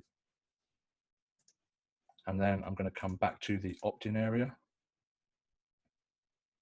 And we're going to go through the old checkout first. So there's 3 separate checkouts. They all have the same options, except one checkout is 3-step, one checkout is 2-step, and one is 1-step. So they all have the same options and the same selections. So I'm just going to select the 1-step checkout. And then I can right click and change the offer. So you're going to want to put a product image or a course image, your name, description, and then we'll set the thank you page to the thank you page. And this is where you put your receipt saying thank you for your purchase, and then put a button on the thank you page to link to your actual members area. So we're going to select the thank you page. And if you have a sales funnel, you can also select downsell pages. So if people don't buy your product, they'll be sent to the downsell page. If they do sell it, you can send them to an upsell page. And here you can select your payment options. So out of PayPal, Stripe, Braintree, and Authorize. And you can also select the currency payment. I think there's at least 30 different currencies you can choose from right now. So plenty to choose from. You can type an expiration date. So if you have a membership area that you only want to give access to for a year, you can put the expiration date in here. You can select an automated email theme, which sends out messages to say thank you for purchasing or to get them back if they've fallen off the purchase page. And then you can see here, you can also select the mailing boss list to connect to. So once they've gone through the checkout and purchased, they'll get a separate email sequence for the mailing boss list here. And this is one of the things which is not included in the new checkout yet, but I'm sure it will be very soon. So you can actually send a custom webhook. So if you're familiar with Zapier or something like that, you can send the information from the checkout and from the membership area to a URL. It's good for fulfillment. If you've got a drop shipping business or you've got some kind of fulfillment, you can have all the information sent to the provider or to a database somewhere. So it's all automatically done. You don't have to keep downloading the sheet every week and then sending it to your provider and so on and so forth. And then of course you can set coupons if you've got discounts and stuff that you want to put on the offer. So once you've set all that up, you can click next. And then you're going to set up the actual item. So you put in your item name, your description, how much it's going to be. And then to select the members area, we can select this members area here and then select tutorial. And that's the membership area, which we just set up a moment ago. And again, you can set an expiration date if you just want to have it for a month, a monthly thing, or if it's a yearly program. You can set up a custom message for when someone purchases. So once they've purchased, they'll get a custom thank you message. And you can also set it up as a monthly membership area. So if you click on recurrent, then you can set up a recurring payment. So you can charge them every week, you can charge them every 2 weeks, every month, or any kind of date that you want to charge. So if you have a yearly membership for say $9.97 or something like that, you could put it annually. Or if you had a monthly membership for $50, for example, you could put that on pay monthly. And also if you have a payment plan as well, so if you wanted it quarterly, say split $9.97 into 4 $300 payments, you could put pay quarterly, and then you can put 4 payments in there to pay the full amount off for a one-time payment. And when you've set all that up exactly how you want it, we're going to turn off recurrent because we're not going to have recurring on that. And you can click save.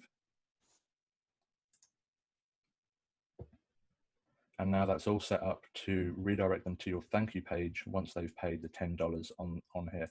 And I think there was a lady who had a question on Monday about setting up the password and confirm password on membership areas. So as default, it's set so you can just put the password and confirm password on the actual page. But if you wanted it to set up a random password, so it sends them out the password in email, you can simply select password required off.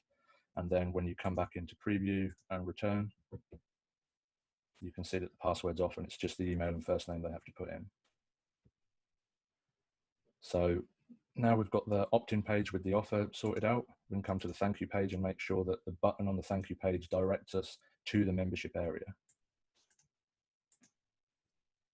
And there we go. We just click on action, select member welcome, which is our welcome page for the membership area, and click OK.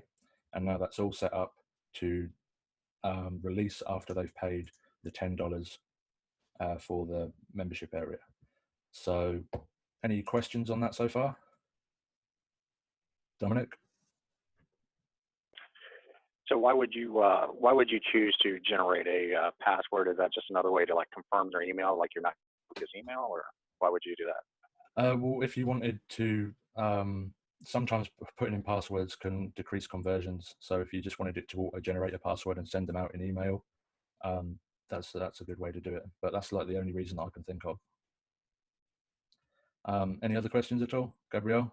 Yes, if I want to set up a username and password, have them set up a username and password, but give them access to a free members area, I don't have to charge them anything. Do I go through the same checkout and put 0 charges, or how do you do that? No, if you do it on a, if it's a free membership site, you would use the register button, which I showed you yesterday. Oh. You wouldn't use the checkout for that. Okay. Yeah. Any other questions at all? Nope. All good? Yeah, all good. Very, very quick one, James. Sorry. Hello, everybody. And how are you doing, James? I hope you're good. Could you charge into your webinar that way, or would you use the other way? Like say you had a membership webinar, could you actually charge for the people to go into that page through the membership section if you had the membership webinar in the background? Absolutely, yeah. If you had the webinar hosted and shown in the members area only, then yeah, they would have to pay on the checkout to be able to. Right. Okay, that's pretty cool. Yeah, great. And can you just using the Builderall webinar, or could you put in maybe HTML from Zoom or something like that? You can put in any HTML. So with the add HTML box, you can add any webinar or any content from. Yes, that's worker. That's great to hear that. Lovely job. Thank you. Awesome. No problem at all. So unless there's any more questions at all, I'm going to jump into the new checkout. Gabrielle? Yeah, one more question. So, because I'm trying to set up a free members area, or go through the process, but inside the members area, that's where I want to have a charge, a shopping cart, whatever. So if they purchase, now they can go through the process, but still stay in this members area. Can I do that? Yeah, absolutely. You can have checkouts inside the membership area if you want to offer different products inside. That's the beauty of the membership sites in Builderall. You can literally put anything on their blogs, e-commerce, checkouts, everything. So basically just set up like you're showing right here, but it's inside the members area. Yeah, absolutely. You can just put that inside the members area. Like I'm going to be showing you tomorrow the multiple levels that you can have.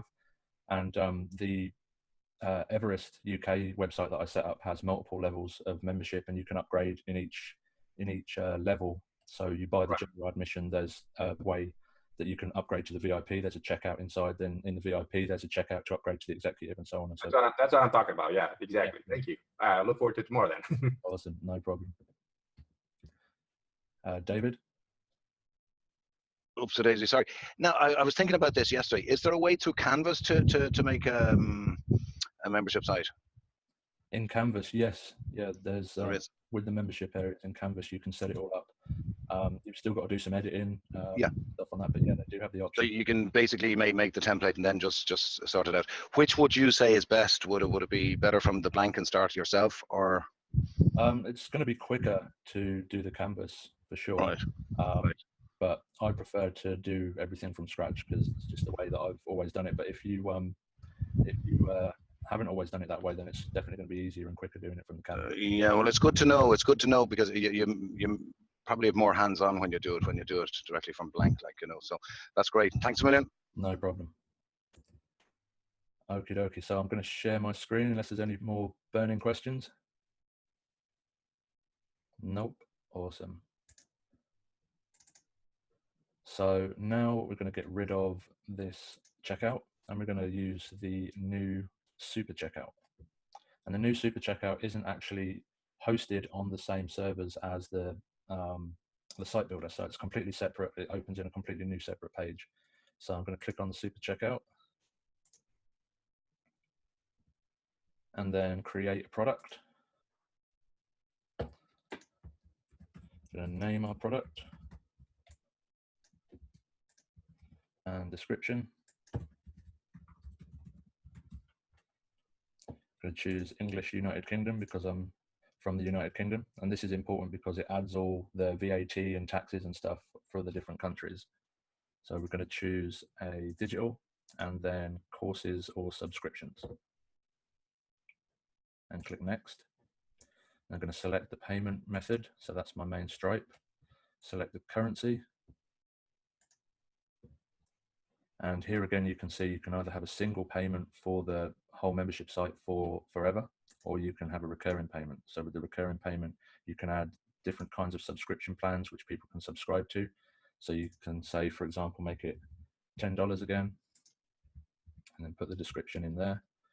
And then you can have it charged so many days, months, or years. So if you had a weekly recurring program, you could put that to 7 days. If you had one every 2 weeks, you could put it to 14 days, or once a month, once a year, however often you would like to do it. So you can see there's a little bit more versatility in the super checkout because you can actually do it day by day instead of just having the basic options of weekly, bi-weekly, monthly. You can actually set it to every 5 days or every 10 days and so on and so forth. And then once you've got that set up, you just click OK. And then that's going to charge $10 every month. And then you can set the refund period, which is something you couldn't do on the last checkout. So everything in the super checkout is all legal. All the T's are crossed, all the I's are dotted, because as you probably know, the European Union is very strict on some regulations, rules and regulations. So the new super checkout is all legal in every single country, as far as I know. So once you've set up the pricing and the subscription, you can click next. And then you are going to want to set the thank you page as your own custom URL. Sorry, you can use a custom URL, or you can actually select the page from within the editor. So we're going to select the thank you page, and then there's the page where you will sell the product, which was the opt-in page. And then we click next. Right now there's only one template, but there's going to be more templates with different kind of styles for the checkouts later on. And then again, you can choose your mailing boss list. So once they've gone through the entire checkout, they will be added to this list, and you can send out some thank you emails and so on and so forth. So I'm going to choose, let's move that Zoom thing out of the way, tutorial, and click next. And then you can see the restricted area here is the tutorial one, and you can also add and edit them later if you want to. So click on tutorial to add that membership area, and then click next. And then you simply have to read the terms of use, make sure you've got all of your ducks in a row, all of your disclaimers, or all legal stuff, and all of that set up properly, and then accept that and create product. And now we've created that product. So if we come into links, you can see there's the sales page that we set up. So that's the main opt-in page. And then there's the thank you page if you wanted to copy these into buttons for people to go to. And then you've got the actual subscription pages. So this is going to be the checkout page that we just set up. So if we copy that to clipboard, you can see exactly what it looks like here. So you've got the description, you've got the image, and if you click continue, you can see all the fields and forms that you've got to fill in to go forward. So all we do now is we come back into the opt-in and we get rid of that one. That was the registration button that we set up yesterday. We don't want that because that's for free memberships. So we have a normal button and we come into action and we come to web address and we simply paste the web address that we just copied from here. So whenever someone clicks on that, they're going to be taken straight to the checkout. And that's all there is to it. So the only two things that I can think of right now that are not in the new super checkout, and the only reasons you would have to use the old checkout, is the webhooks, so sending the information to Zapier or another area, and also the ability to add fields. So in the checkout area, you can add new fields. So you've got your email, your first name, your password, and your confirm password. So for example, if you wanted to add like the name of a website or some other description or something that you need from a customer before you can fulfill a service, you can then add that here. You can name the field and the field tag, so when it gets sent out via Zapier, Zapier is going to know what it is, and you can add that there and then send that out automatically. So that's the only two things that I can think of why you would want to use the old checkout over the new checkout, is the fact that you can add custom fields and the fact that you can send the information to Zapier and the custom fields to Zapier as well. So any questions on that at all? Nope, all good. Did I do that good a job of explaining it? Awesome, awesome. So I hope you've got some more questions for me, because we're only 25 minutes in right now. It's going to be a very short boot camp. Nothing?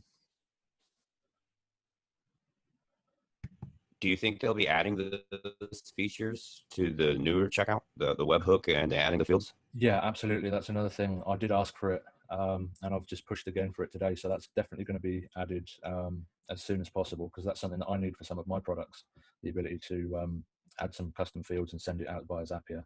So yeah, that's definitely going to be added to the new checkout. And the new checkout's still in beta right now, so there's going to be lots of improvements, lots of add-ons for that. And yeah, that's going to be really cool. With the new checkout, because I'm selling digital products, I guess it would work better, because then I can also set it up as an affiliate. Oh yeah, absolutely. If you want to set it up as an affiliate, definitely use the new checkout. I mean, I would use the new checkout anyway. The new checkout's got all the T's crossed, all the I's dotted, and it's a lot better visually, and it's generally all around better, but there's just a couple of things that it hasn't got yet. So unless you are planning on sending information via Zapier for, say, fulfillment, dropshipping purposes and stuff like that, or you don't need any more information from your clients and customers, then I would definitely use the new checkout. David? Is there any, well, it might sound a silly question. You know, we have Magento now, right? Yeah. Can you draw a comparison to the new checkout, the super checkout? Would it be better, or is it more for physical products that you'd use Magento? Or you know, I'm sort of stuck between a rock and a hard place here. Should I go Magento or should I go the super checkout? Well, with Magento, you actually have a shopping cart, so it's like going on a website and actually adding product by product to your shopping cart. The super checkout doesn't have that. It's just one single. Yeah, it's for one single, or sales funnels, or like bump sales and stuff like that. So if you want to create a full e-commerce website where people can add items to their cart, then definitely go with Magento. If you're doing like a sales funnel or single products, then the super checkout's the way to go. I'll stick to the easy one, the super checkout. Yeah, nice one. Thanks, James. No problem. Yeah. Yeah. So, question: if we set up some prospects and buyers, whatever, on the monthly recurring, can they go ahead and cancel the subscription themselves, so I don't have to do it, be involved whatsoever? I'm not sure if there's an area where they can cancel their subscription. If it was on PayPal, they'd be able to cancel it within their PayPal. I'm not entirely 100% sure on that, so I'll make a note of that and I will get back to you on that one. All right, that would be good, because that's again, automating the process, so you don't have to, they can cancel at any time, you know? Yeah, absolutely. That is an important one. So I'll inquire about that one. Yeah, thanks. Have an answer for you by Friday at the latest. And they are able to go through the checkout process, not just only through PayPal, correct? They can pay with a credit card. Yeah, they can use Stripe as well. Yeah. Okay. Yeah, I believe it's Stripe and PayPal at the moment. Yeah, very quick one about that. Stripe and PayPal. Which do you find is the best, is the quickest, etc.? I've never used Stripe, but I have an account, so I'm debating whether I should use it or not. I usually use Stripe. I tend to stay away from PayPal because of their high fees, and they're also very strict on a lot of things. There's been a lot of people who've had their accounts shut down for various reasons. I heard that, yeah. So I try to use Stripe, but then again, if you don't offer PayPal, some people can be put off from that, because with PayPal, buyers know that they've got protection. They can ask for refunds 6 months after they've purchased something. So there's a lot more peace of mind for the buyer with PayPal. But I prefer to do Stripe because of the lower fees and the reliability of it. Again, and have you both options is good. Yeah, both options, but the thing about it is, like, with all the hassle that is going with PayPal, you know, I think it's a no-brainer just to go with Stripe, and then also it's going to cost you less as well with the fees. Yeah. You know, have you lost any business because you didn't do PayPal? That's a very straightforward question, and you don't have to answer it now if you don't want to. You know, it's just straight off the cuff. Yeah, no problem at all. There have been a couple of times where I've got messages from someone saying they would buy if I had a PayPal option. So there's no doubt that I've probably lost a few sales by only offering Stripe, but whether that's comparable to and a huge percentage of people, I'm not quite sure. Yeah, well, right. I admire you been honest. No problem. Thank you very much. Excellent. So any other questions at all, Edison? James, yeah. Okay, so I'd like to find out whether you can have both option, that is Stripe as well as PayPal. Can you use both payment methods? Yeah, you can use both Stripe and PayPal given the option, yeah. All right, okay, thank you. No problem. So any other questions at all? Are we all clear and good on how to set up membership areas paid for via the old checkout and the new checkout? Awesome. So short one today. We're going to leave that here for today. So I hope you guys are all good on how to set up paid membership areas now. And tomorrow we're going to be going over multiple level memberships. So the bronze, silver, gold, and platinum that we discussed on day one. We're going to be setting that all up tomorrow. Okay, James, if I may just mention something here. All right, I know that you said that we should be getting the day one and day two uploaded shortly. Yeah. And I think that will be very helpful because you're very concise. You're doing a great job with these sessions. It's not like Shelley. Thank you, I appreciate that. And to be a lot more engaging as you go along, so it stimulates a lot more conversation. But you know, we are dealing with two different personality types here, and I'm okay with that. But what happens is that if we had those videos that we could have gone over it, there sometimes you may miss something. And so this will stimulate a lot more questions. So forward, because I missed day one actually, and I only caught yesterday and now today. So while it may seem like if nobody has much questions, I think it has a lot to do with the fact that we don't have access to those videos where we can go over. And when you look at it again, you know, your questions will come up. So I certainly look forward to having those sessions online. And then who knows, maybe tomorrow you may have a lot more questions than you have right now. Absolutely. So it's be an indictment against you in any way if you're not getting any questions or the class is not going as long as Shelley. Yeah. That's it. Absolutely. I will fight to get those uploaded to the YouTube channel today. Sure. So you guys can go over it. Great. No problem at all. Gabrielle? Yeah, so how would you go about, once you have the funnel, you go to the membership area, how would you connect the membership area with the e-learning platform, or how would you go about doing that? I know they're kind of similar. So is there a way to combine it, or is there a need for combining the two? Yeah, you can have more in-depth memberships. So I think like we discussed yesterday, you can have like pass marks, exams, and a load of other stuff on the e-learning. So the e-learning is definitely good for courses. And you can connect the e-learning areas to the old checkout, but I don't think there's the ability to connect the e-learning to the new checkout. I think they're going to implement that after the new e-learning comes out at the end of next month. So basically, I'll just set up the whole process the way we've been talking, and then in the members area, that's when I will just incorporate the e-learning, correct? Because if I want to get more in-depth training, correct? Yeah, if you want to implement the e-learning, you can do that via an iframe right now. I'm sure when the new e-learning comes out, there's going to be more implementation options and the ability to integrate the two. So it's better to wait for that to happen, I guess, correct?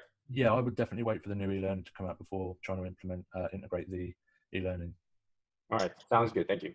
Okay, I've had a membership site set up in that it's something that I always wanted to do with a certain domain name that I had registered. And I've been putting my e-learning courses in there and a lot of my digital. And then what I wanted to do is take that and make certain levels. So it's like a beginner, it's an intermediate. So it's going to be, well, you know, the 4 levels of the bronze, the silver, the gold, and the platinum eventually. Mm-hmm. Okay, yeah, also, is there? So yeah, so you're saying with that, the super checkout works best? Yeah, absolutely. Like I said, unless you want to send information to Zapier or an external website, or you want to add fields.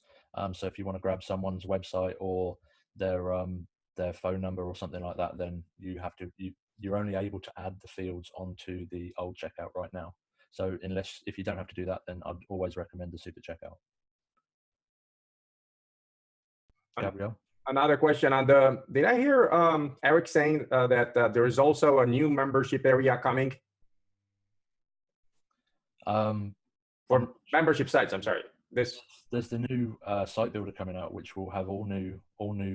I'm pretty sure it's going to have a whole new layout. The membership areas are going to be incorporated into that. So with the new site builder, I assume the whole membership area and stuff will change. Yeah. So there is sort of a new setup coming on them as far as membership area. That's what I'm. So I have no idea, to be honest. It could be they could make the user interface exactly the same, or it could be completely different. I have no idea. I see. That one. I just know that the new site builder is coming. Because if I were to build anything on the membership area now, it probably change with the new stuff, right? Yeah, there's going to be you're going to have to rebuild everything on the new website builder, but they're going to be coming up with a hopefully they're going to be coming up with a button so you can just automatically have it rebuilt on the new framework. All right, sounds good. Thank you. No problem. So any other questions before we wrap up? No? All good? Awesome. So we're going to wrap up there for today. So tomorrow we're going to be going over multiple levels on your membership area. Thanks for joining me, guys. I really appreciate it. Thank you, James.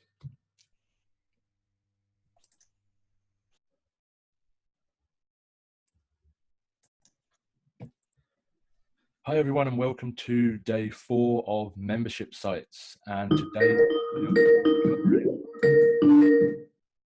sorry, let me just mute you there, David. No problem. So today we're going to be covering multiple level membership sites. So as we discussed on day 1, the difference between the bronze, the silver, the gold, and the platinum. So first off, before we actually build one, I'm going to show you an example of a 4-tier membership site, which I built for the Everest event in London. So I'm going to share my screen.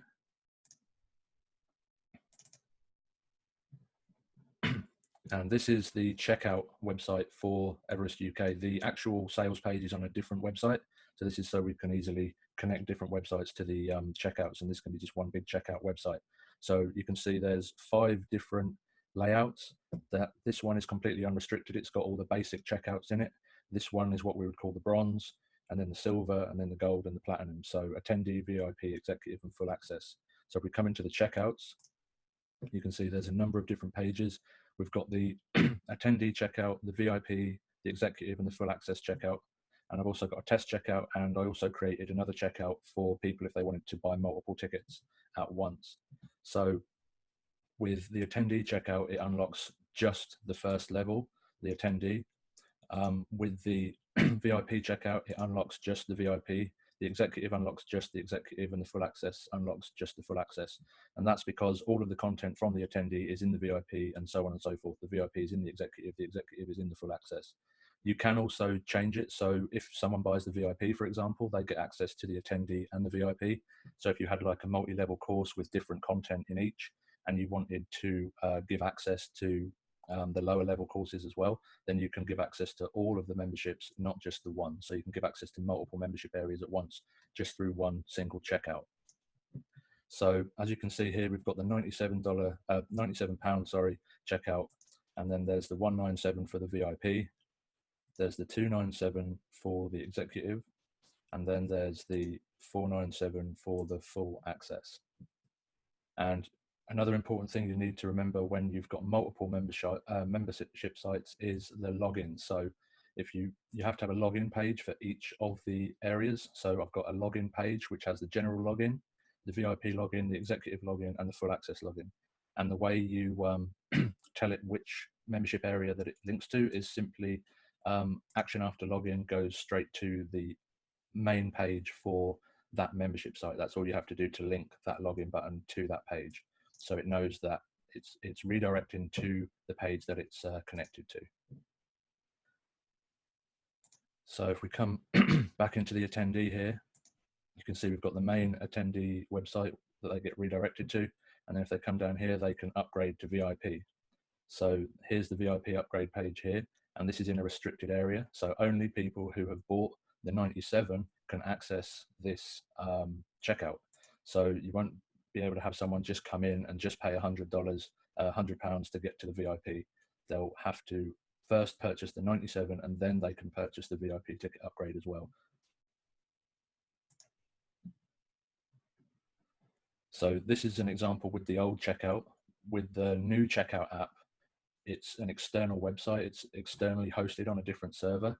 So if you wanted to lock the checkout, you would actually have to come to apps, and then put an HTML box in there. So it was restricted in there because otherwise it's going to send them to an external URL which anyone can access.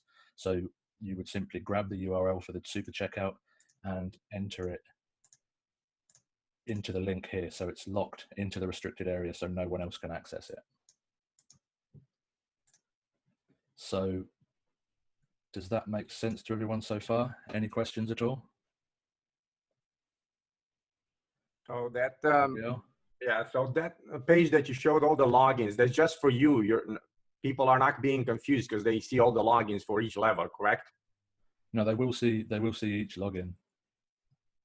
But it's only for the level that they purchase. They don't see that page that you just showed us with all the 5 levels on there. Login for goal, login for, make sense? Yeah, they will see the full page with each login. They'll see all that, right? They'll have to click on which one that they purchased. Oh, okay. Yeah. They kind of, sometimes people might get confused or something, you know, just wanted to keep it. All right. Yeah, I understand. You could always have a separate page that people are redirected to if they choose which membership they've applied to, which they've unlocked, if that makes sense. Right. So if they purchase silver, can they just go to the silver page and then you can show that upgrade on the bottom? So now they're not confused. They're like, what do you mean? I just purchased silver. Why are you showing me gold and platinum? Yeah. If you redirected them to, you'd have to have a separate page just for the login for the silver. Mm-hmm. So we can create a separate page for each one, correct? Yeah, and then redirect each one. That's just the way that I set it up. Yeah. Yeah. Okay. All right. Cool. David. I'm sorry. The last little bit you did there by putting the HTML over, I missed. I don't know. Did it go very slowly in here? But why would you do that to lock the?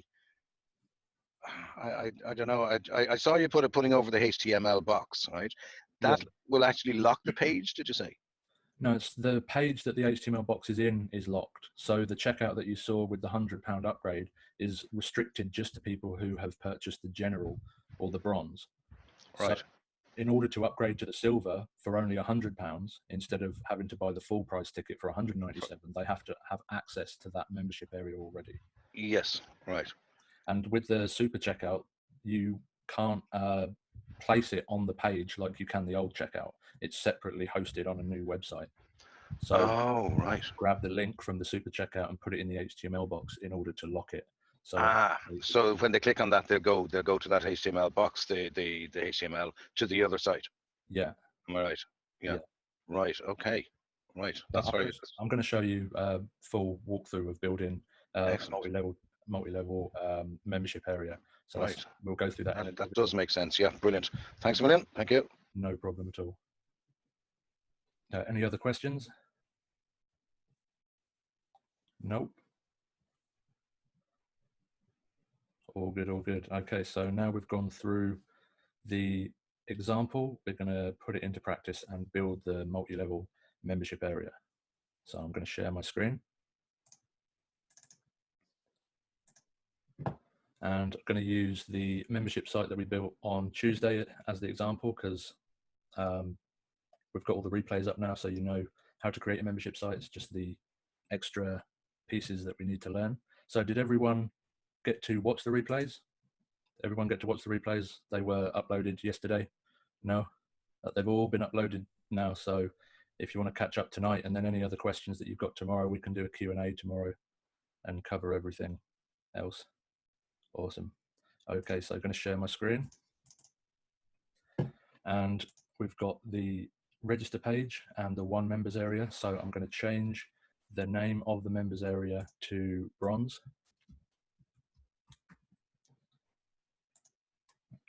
I'm then going to come into the restricted area and change that to bronze as well.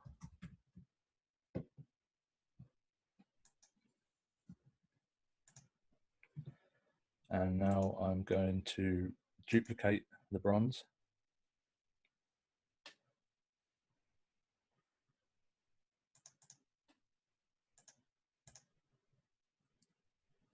If I can remember how to duplicate layouts.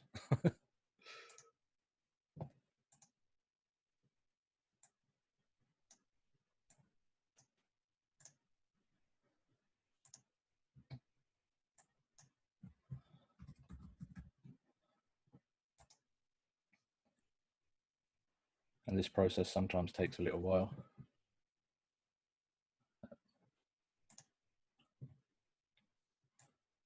Now I'm going to make a gold.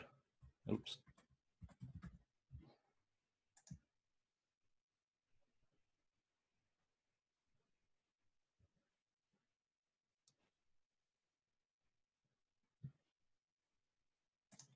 And a platinum.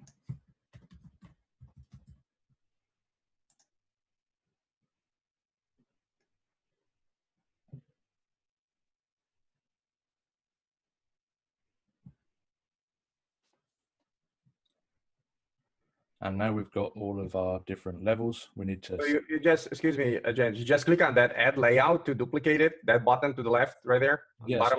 If you click on add layout, you can see the general layouts which are provided by Builderall, and you can see all the layouts which you've got in your account. So this is all the websites that I've got in my account. So you can click on the website and then you can duplicate a layout inside of that website. All right, cool. So now we've got the 4 membership areas. I've already set the bronze up, so I'm going to come into the silver and set up membership area silver. Allow users via email and password, manual payment, and create the checkout later. And I'm going to do that for the other 2.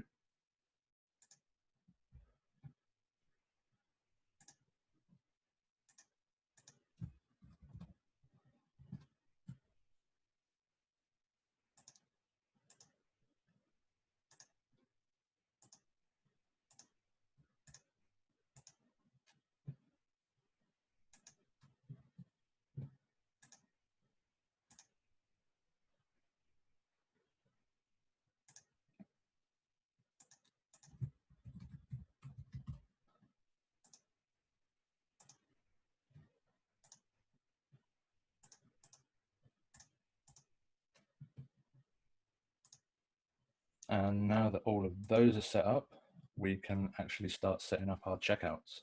So first off, I'm going to set it up with the old checkout, and then I'm going to show you how to do it with the new checkout. So all of these are now restricted, so they've got to buy access to the bronze, silver, gold, and platinum. And then the register is the only one which is an open layout which anyone can access. So we need to make sure that we put the checkout on the open layout. Otherwise, no one's going to be able to access the checkout to be able to buy. So I'm going to come into the checkout, the one-step checkout, and change the offer. And then we can call this bronze. And set the thank you page as the member welcome area for the bronze. Set the payment. And click next. Then set the item name. Oops.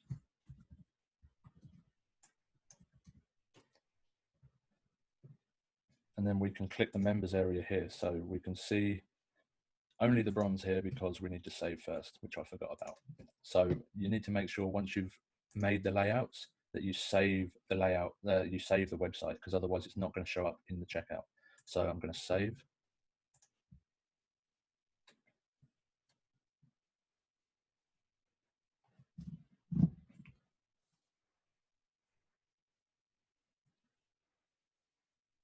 And come back into the offer.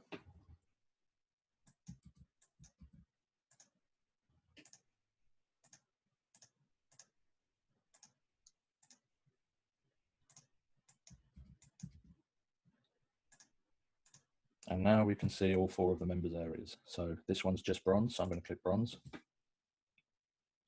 And then we can make it recurring if we want as well. So with Stripe, you actually have to set up the Stripe plans inside the Stripe dashboard, which is a little bit more advanced. We're not going to go over that right now.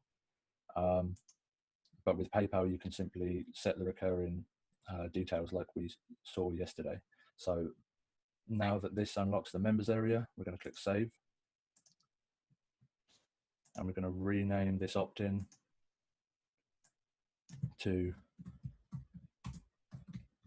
bronze register.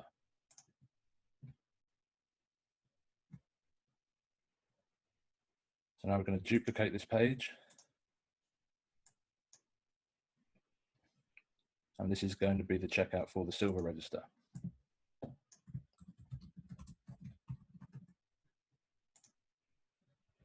And we're going to delete this one and create a new one because this is an exact duplicate of the bronze register.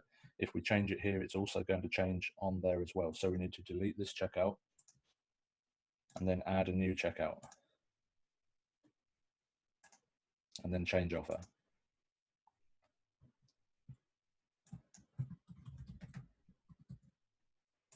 And we're going to name this one silver, set the thank you page to the silver homepage, set up the payments and click next. And do the same for the item. And then members area, silver. So if you wanted to, you could add the bronze and the silver so they have access to both the bronze and the silver like I was talking about before. So if you have different content in the bronze and want to give them access to that as well, you can add both or simply just have the silver on its own. So when that's set up, you just click save. And now that one is all set up. So just going to stop sharing for a second. Does everyone understand that, how that works? I don't think you need me to do both the gold and the platinum again to show that, do you? Or would you like me to set the whole gold and platinum up as well? Gabriel? Yeah, we're fine. We were talking yesterday about once you set the recurring payment, can the prospect go back and cancel at any time? I don't think there's any button that allows them to cancel. You would have to set your own contact details up. So they would have to contact you by email or by phone to be able to cancel their direct debit, which is pretty much standard practice for most companies anyway. So you just have to include your contact details for them to request cancellation. So technically, I get the email, I have to log in, find their membership, whatever, and then just cancel it manually, correct? Yeah.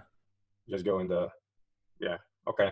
Yep. And then each person, obviously, in the members area, is there a database or do you see all your subscribers and what level they are at subscribed?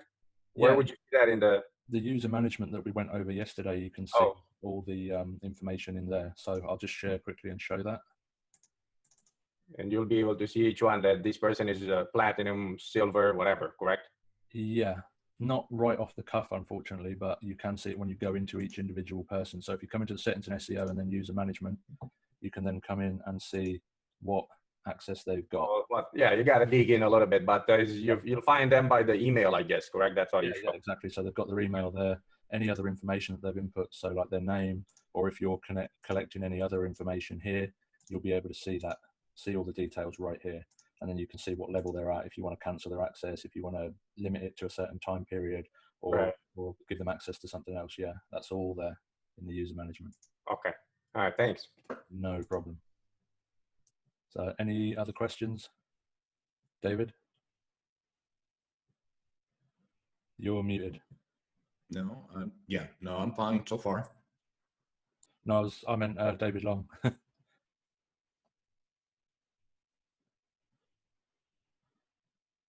I don't know, I think maybe he might be on a phone call. Sorry, that was my fault. Excuse me.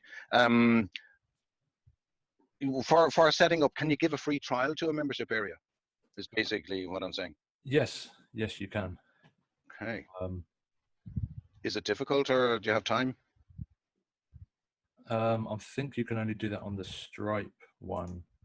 Let me have a little look on the PayPal side of it. On Stripe, it's a little bit complicated to set up all the plans, and you've got to go in and deal with API keys and stuff like that.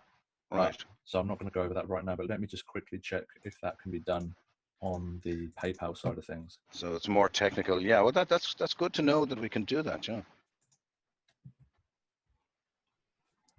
Yeah, so as you saw before, when you've got Stripe selected, you've actually got to come in and has the Stripe plans.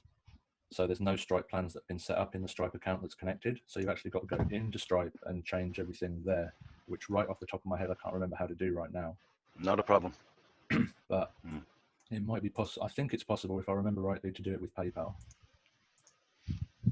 And would you get a little tutorial on that within Stripe or within PayPal?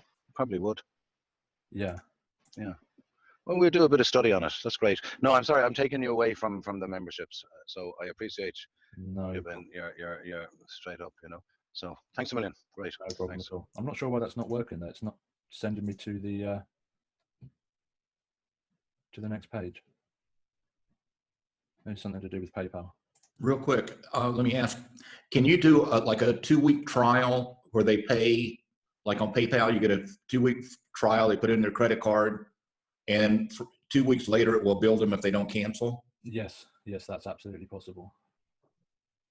Now, if I wanted to do a recurring payment on my membership site, then it would have to be done through the super checkout. Recurring payment? Yeah. No, you can do that on the old checkout as well. That's what I was just showing.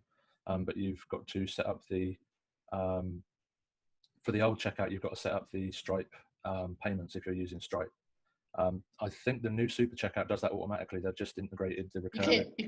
You can't do it through PayPal? Yeah, you can do it. You can do it through PayPal. It's a lot easier through PayPal. With Stripe, you've got to set everything up. With PayPal, you can simply just set the recurring up, and it does it automatically.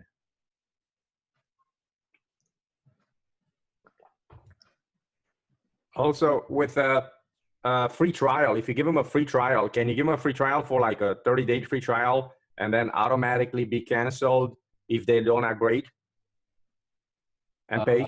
I'm not sure. I think the way it works is they'd have the 30-day free trial and they would have to cancel, otherwise they'd be billed at the end of the 30-day period. No, because it's just a free trial, so I don't want them. It's just a free area. So if they, oh, I see what you're saying. So if they don't cancel, they get billed. But I want them to pay, go ahead and upgrade. But it's either they upgrade within the free trial or they get canceled. You know what I mean? Right. After the 30 days. Right. I'm not sure if that's possible. The way you would do that, I think, would be actually to have a free membership area. So you'd have a free membership area which they would go into, and then you could, after they've upgraded, you could cancel access if they haven't upgraded by the end of the 30 days. And that's also manual, has to be done manual, correct? James? Yeah. Sorry, I think you could actually set an expiry date after 30 days. Yeah, you can. Yeah. Yeah. Oh, so there you go. So then it can be done then. So after 30 days it expires. Yeah, if you go back to the checkout, you can check that. Oh, okay. Put a 0 checkout, I think, and then just put after 30 days it expires. That's a good one, right? Because then you want them to, you give them the opportunity to, hey, upgrade, upgrade, upgrade. And then in 30 days automatically expires. And, oh, why did it expire? Hey, you didn't upgrade, so now they got to go back. Yeah, Or you absolutely. could perhaps do an upsell, maybe, after 30 days. Yeah, you can absolutely do that. So you would set it up as a free membership area. So they'd register completely for free, but they only have access for 30 days after they register. Yeah, because a lot of people, they get, I've been into this, you know, myself so many times. Then you know that it's free and you forget about it. And then all of a sudden in 30 days you got charged. Why did I get charged? You know, you forget. But if they know they opted in, and I'm sorry, they bought in, then hey, you bought in. What are you talking about? You know, so there is no conflict. You know what I mean? So yeah, absolutely. Yeah. Thank you.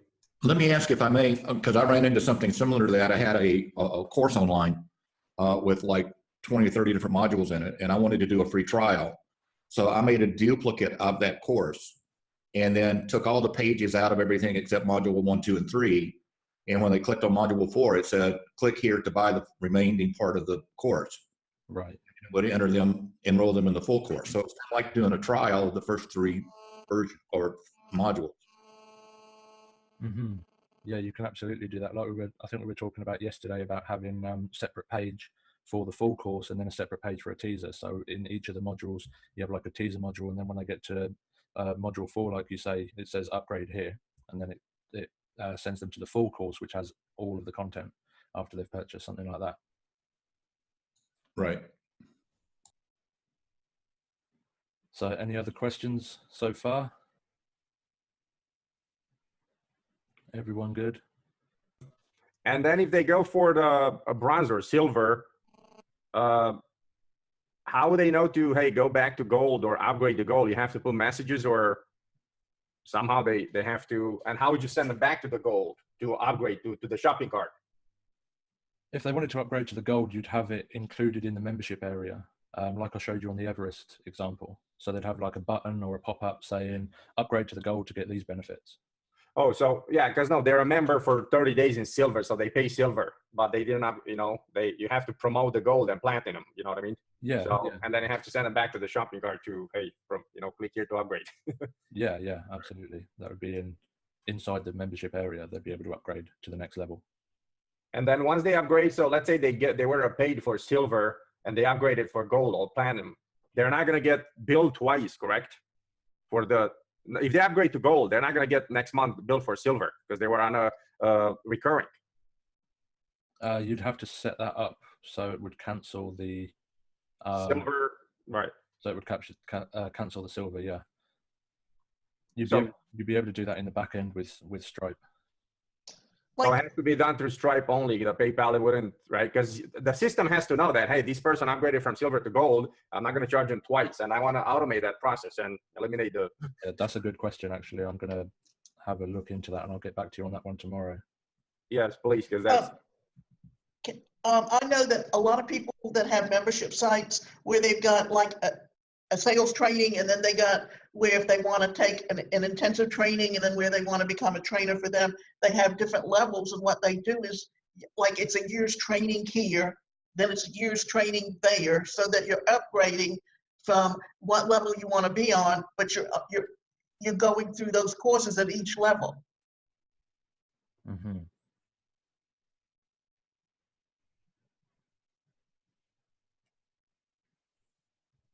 That means that you get charged twice. You get 97 for silver, and you get another 147 or for gold now. So I mean, it's you have to keep. I mean, that's the way I think about it. You know, I have to keep it and also make it intriguing. You know, so hey, I'm upgrading to gold, but I'm getting so much, and people don't want to have multiple payments. You know, I mean, I wouldn't.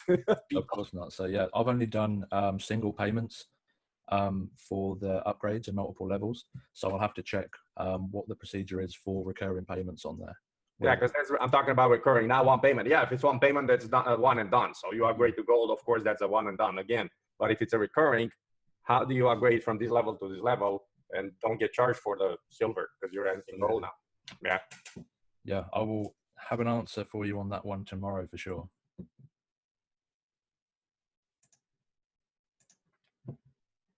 So now we've gone over the old checkout, I'm going to show you how to integrate the new super checkout into the multiple levels area. So I'm going to share my screen.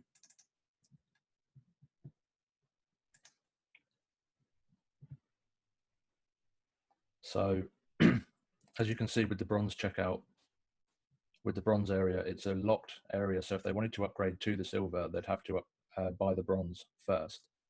But with the super checkout, it's completely external. It's in another website, so you can't add the element inside the members area. So I'm going to create the checkouts in the super checkout. So we're going to open the super checkout and we're going to create product. I'm going to call this bronze.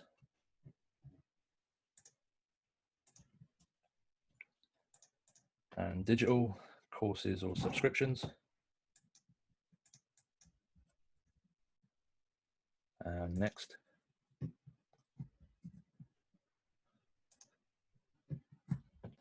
Select the payment.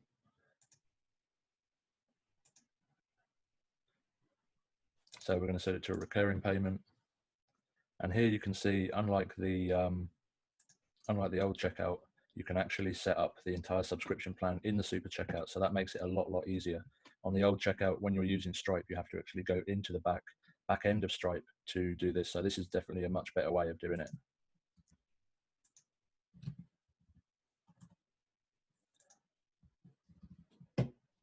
If I may ask, I'm signed up on PayPal right now and everything's gone through PayPal, but I've also have a Stripe account, but I've never used it. Which is everybody's preference, PayPal or Stripe?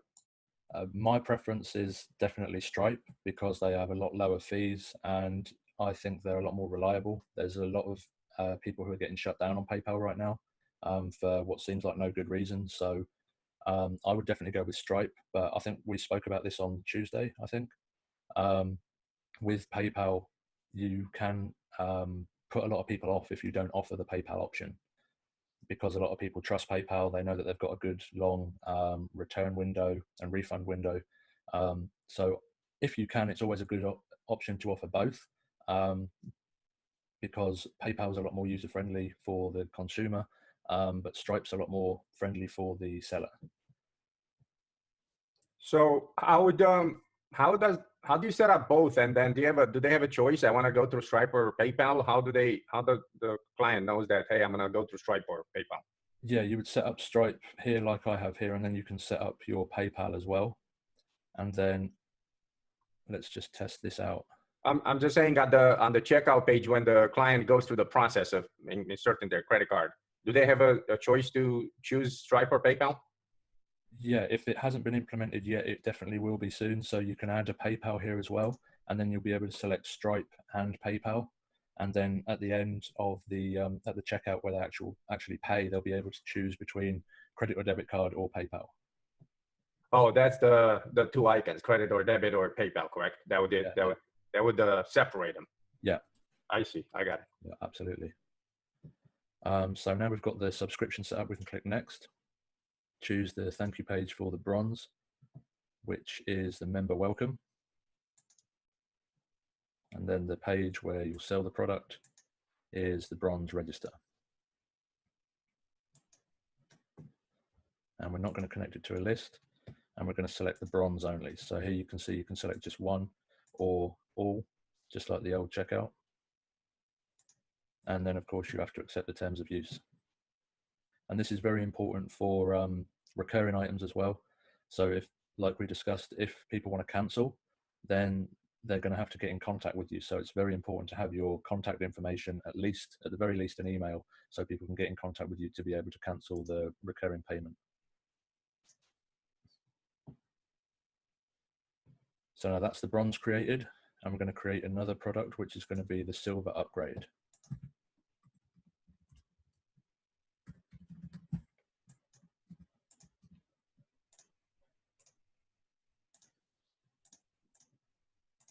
We're just going to go through the same steps as we did before.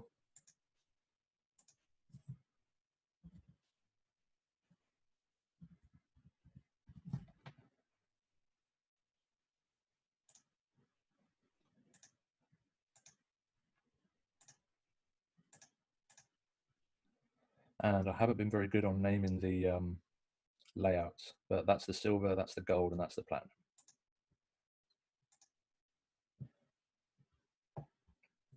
So then the silver upgrade from the bronze is going to be sold on the member welcome page for the bronze layout. So this is going to unlock the silver. Because with this upgrade, they're already going to have access to the bronze, so you can just select the silver. So if they select silver, it automatically gives them bronze, is what it is? No, this specific checkout is going to be locked into the bronze member area. So they're already going to have access to the bronze. If we were doing a separate checkout just for the silver, we could add the bronze in there as well. But since they're already going to have access, because this is going to be locked into the bronze membership area, then we can just select the silver. Thank you. No problem.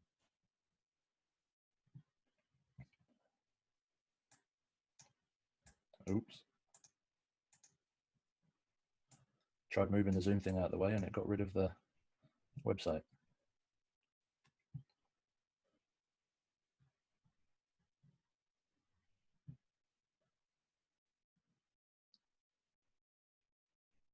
So now we have the links for this. We can have the bronze link inside the actual registration area, which is the unlocked layout. So if we copy this, come back to the editor, come into the register. This is going to be the bronze register. And then because this isn't a locked layout, we can simply put a button. So we put the button in here for people to be able to access the checkout for the bronze. And that's going to take them to this checkout here for the bronze. And then for the silver upgrade, we're going to come into the bronze member area, and this is going to be the member welcome. And we can either create a new page for the checkout, or for this example, I'm just going to add it to the member welcome page. And then remember that this is completely locked. So we don't want people to be able to get the URL to be able to upgrade for this special price to the silver. There's going to be a separate price for the silver on its own in the unlocked register page, but we want a special price for people to be able to upgrade from the bronze to the silver. So for this, we're going to come back into the super checkout and get the link for the silver upgrade. So this is the link we don't want people getting access to because it's a special price just for people who have already bought the bronze. So we copy that and we come in and we can add the HTML, come into edit, and then put the link in.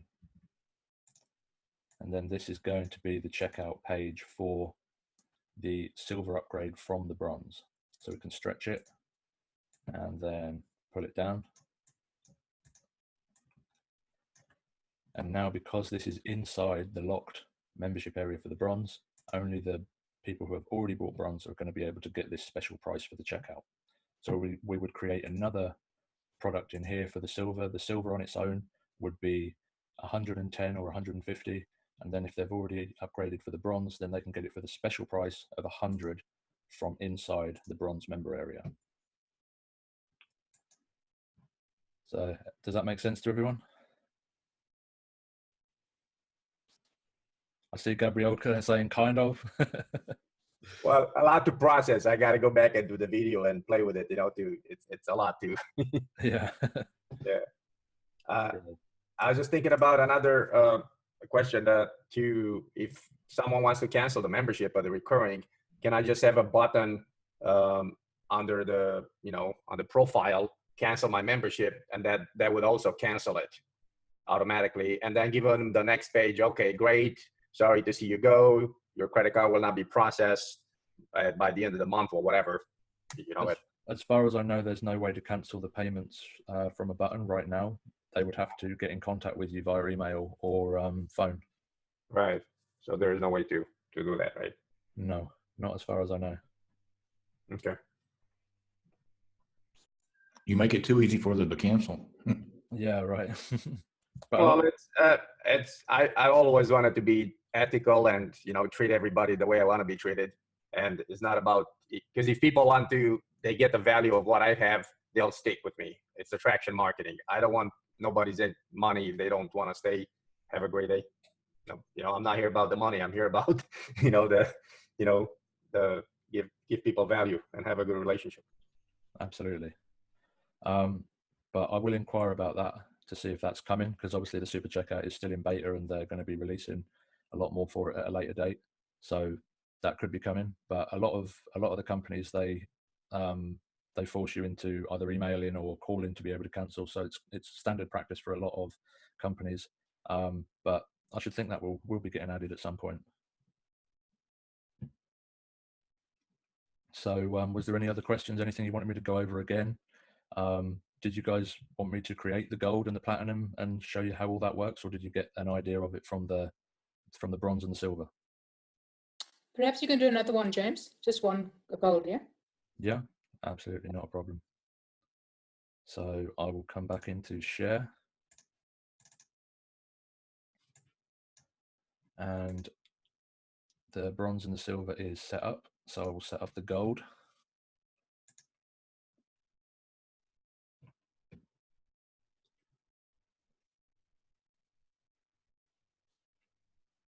Oh, sorry, I already set that up. I'm thinking about the checkout.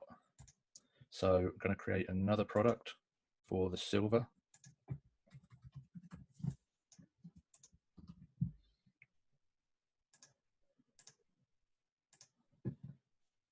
Set this all up the way we did before.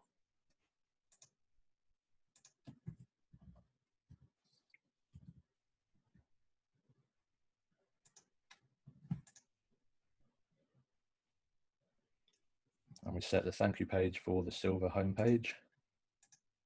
And that's going to be on the silver register page.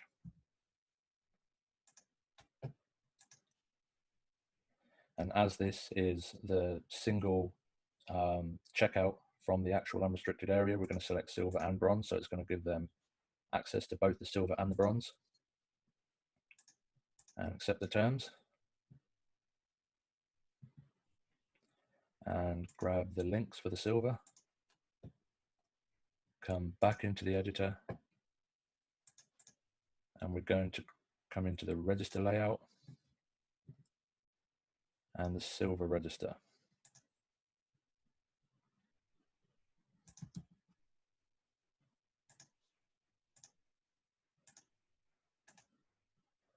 And set the action as the silver checkout.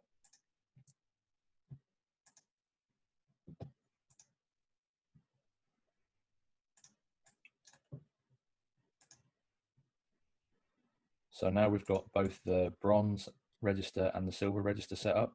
So the bronze register is for the $10, which takes us to the bronze checkout for $10. And then we have the silver registered for $150.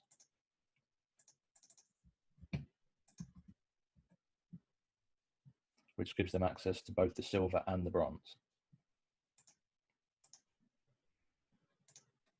So then if we come into the bronze membership area, if they purchase the bronze for $10, they get access to the bronze membership.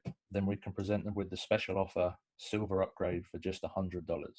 So then when they access the when they pay the $100 here, they'll have access to both the silver and the bronze membership. Does that make sense to everyone so far? Awesome. Yes. So now we're going to set up the gold.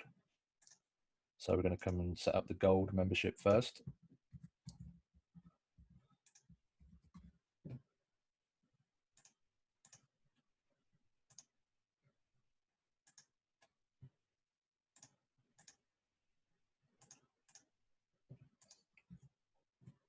So the gold membership on its own could be $250.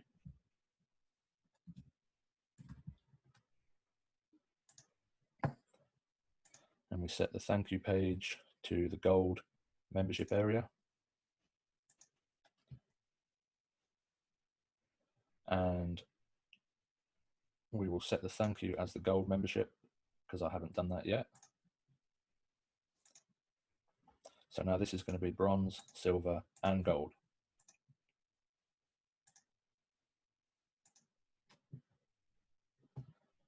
Then we're going to come back and we're going to change the thank you to gold register.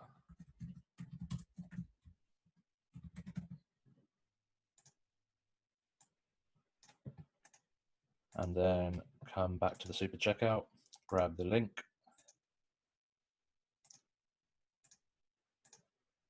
come to web address, and put the new link for the gold in here. So when they register now on the gold, they're going to get access to the bronze, the silver, and the gold at the same time. And now we're going to come back into the super checkout and add the gold upgrade.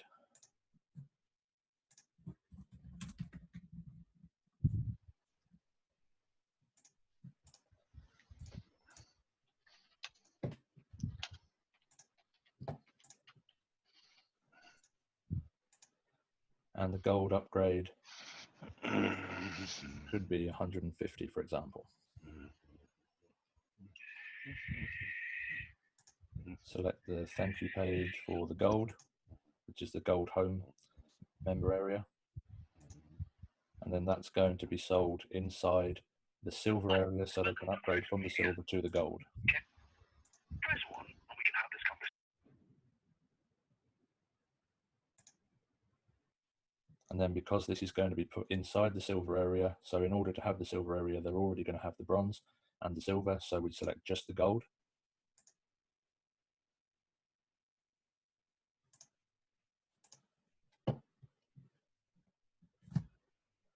And we can grab the link for the gold, come back into the silver area,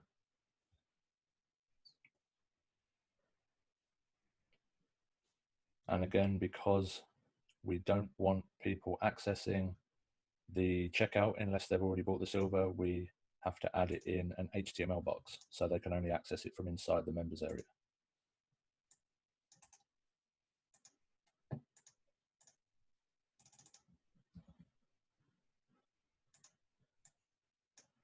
So now they've got the checkout for the gold inside the members area. Let me move that out of the way.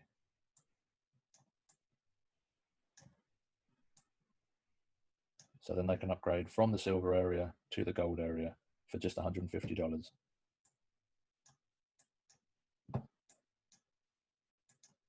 So does everyone follow along with that?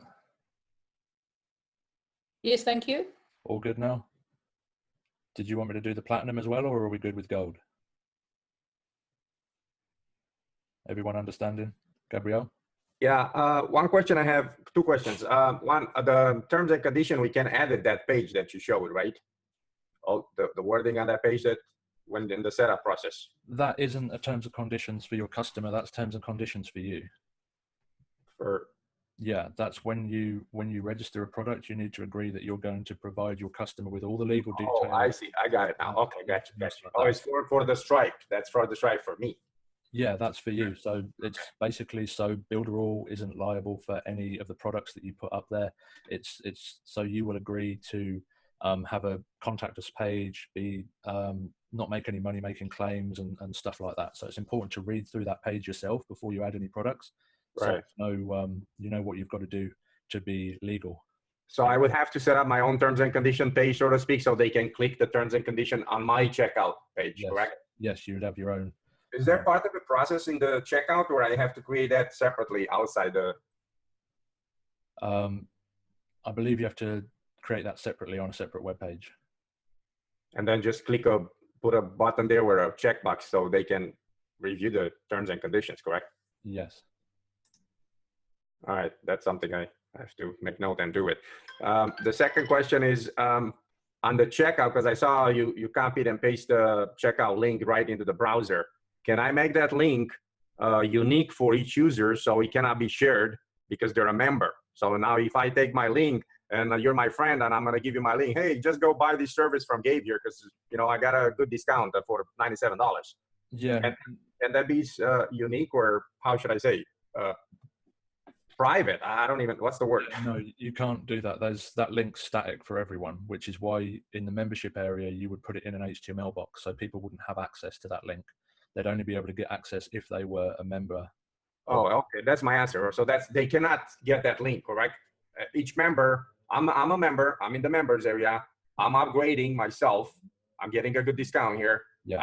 I cannot share that link to anybody outside, correct? No, they'd have to register for the bronze or silver first before they got to that checkout. That's the whole point of embedding it in. Because if you put it just like a button, like it has on the registration, it takes them to their own separate page. But if you embed it in an HTML box in the actual membership area, then if they share the link that they see, then it will just take them to a restricted, it will say restricted access. Great. That's the privacy. That's the restriction that I want to make sure it's absolutely. Yeah. Okay. Good. I like that. Awesome. No problem. Any more questions, Jill?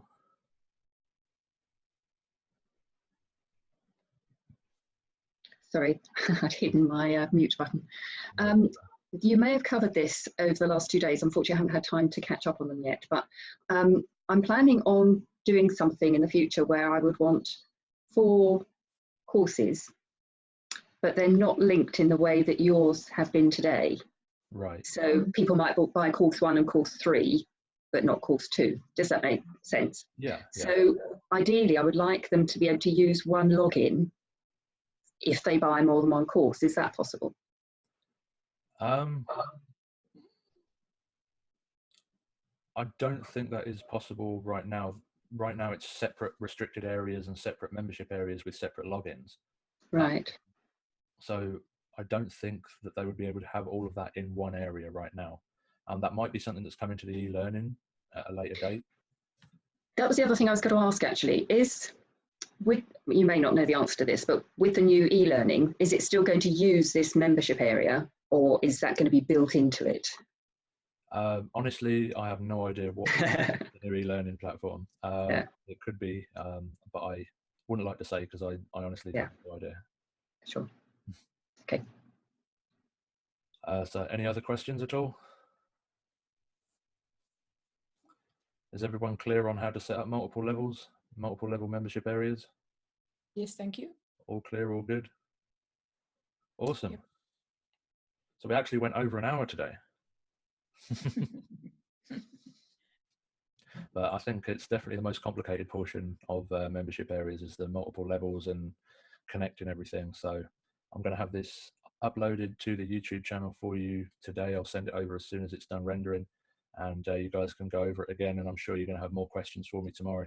And don't forget that all the previous days, Monday, Tuesday and Wednesday, has already been uploaded now, so make sure to catch up on that. So any questions you have, you can ask on the Q&A tomorrow.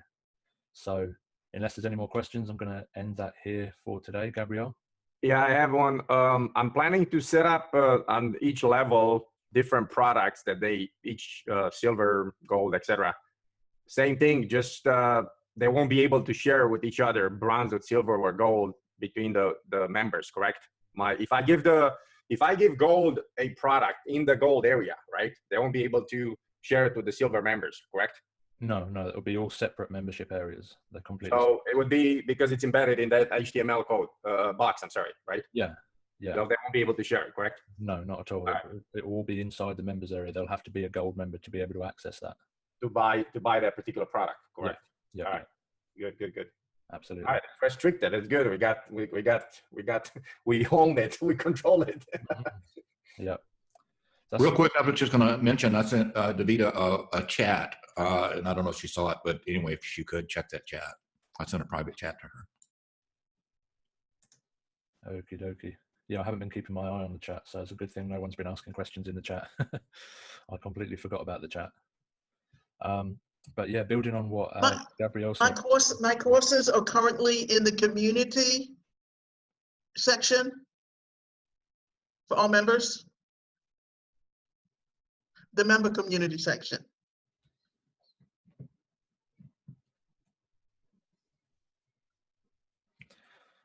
So yeah, building on what Gabrielle said a minute ago, the beauty of the Builderall membership area is that you can add anything into it. So you can restrict checkouts, you can restrict images, you can restrict videos, you can restrict absolutely anything inside of the members area, especially with that HTML app. You can restrict blogs, you can restrict other people's content, all sorts of stuff that you can embed in the HTML box in there. So it's truly unlimited what you can add into there, which is really great, especially when you're hosting the checkouts on different platforms and different servers and stuff like that. Yeah, I have I think 4 or 5 courses on the e-learning platform that are in the business community area, if you want to look them up there. Awesome. So unless there's any more questions, I'm going to end it there for today. Everyone good? Yeah, the only question is the one that I asked you earlier, but you said you're going to get back to us tomorrow, correct? Yeah, absolutely. About the being able to cancel the recurring. Right. Another level. Yeah. Yep. All right, cool. No problem. Awesome. So thank you guys for attending again. I appreciate you all being here. We appreciate you. Thank you. Thank you. Thanks for your time. Appreciate it. Thank you. Thanks, James. Take Thank you, care. guys. Bye-bye. Be awesome, guys. Take care. Bye-bye. Hey, everyone, and welcome to day 5 of membership sites. And this is the final day of the bootcamp for membership sites. On day 1, we went over membership sites, what they are, terminology, tips and tricks when building your membership sites. On day 2, we built a basic membership site releasing for email and email confirm. And day 3, we built a membership site releasing access through the checkout and purchases for selling your membership sites. On day 4, we covered multiple level membership sites. So if you've got multiple silver, bronze, gold, and silver, platinum. And today we're going to be doing a general Q&A for those of you that have caught the replays. If you've got any questions regarding any of the previous days and any questions pertaining to membership sites in general. And we're also going to cover how to build membership sites on the Canvas funnel builder as well. So before I clog your brains up with the Canvas funnel builder, has anyone got any questions regarding membership sites in the previous days? Yeah. Gabrielle? Were you able to get that question from yesterday, the silver and gold, if we can, the recurring payment? I did, yeah. Currently, there's no way to be able to cancel one membership when another one gets purchased. The recurring payments have literally only just been added into the super checkout. But I have put a request in for the developers for that. So if you have multiple levels of membership, you can have it in one payment instead of having, instead of adding payments on top of that as well. So technically, they probably have to, if they're in silver and they upgrade to gold, we would have to cancel silver and then get into gold because it's a recurring, correct? Yeah, that would have to be manual at the moment, or it would be 2 separate payments. So one for silver and then one for gold. Yeah, but if I have $100 for gold and 150 for, I'm sorry, 100 for silver, 150 for gold, then how do you charge them? Because, you know, it's just $50 difference. Yeah, that way you'd have like a different checkout inside of the membership area. So you'd have a separate checkout for $50. So it'd be just one for $100, one for $50. Oh, well, upgrade. Yeah, so just name it as gold upgrade package or gold upgrade membership. But oh yeah, that's another way to do it, right? So then for every upgrade, because we don't have that, then it's just keep upgrading them, charge them another 50, another 50, another 50. Yeah, that's one way of doing it. I know a lot of consumers, they want as fewer payments as possible. So it would be better if we can get it so we can cancel one and have another, but that is a workaround. Just add incremental memberships on there instead. Right. Okay. Yeah, that's a temporary solution, but they'll probably, upgrade it, right? And get it done, huh? Oh yeah, no doubt. The super checkout's still in the very early stages and they're adding stuff, and the recurring payments have literally only just been added, I think, in the last week or two. So plenty more stuff being added to the super checkout. Great, good to know. Thank you. No problem. So any other questions from anyone? Ken? Which one of the checkouts would you recommend when doing the upgrades? Because I get that you would charge, say, $50 for bronze, $100 for silver, and $200, and you would basically just do the math on your upgrades. But which one of the checkout systems would you recommend, especially if you're going to use a webhook or you wanted to collect more data on the form? If you wanted to use a webhook, then you can you would use the old checkout because the webhooks haven't been integrated into the super checkout yet. I did find out yesterday though that you can actually add fields to the super checkout. So you can add extra fields to the super checkout via Mailing Boss because it pulls the information from the Mailing Boss list.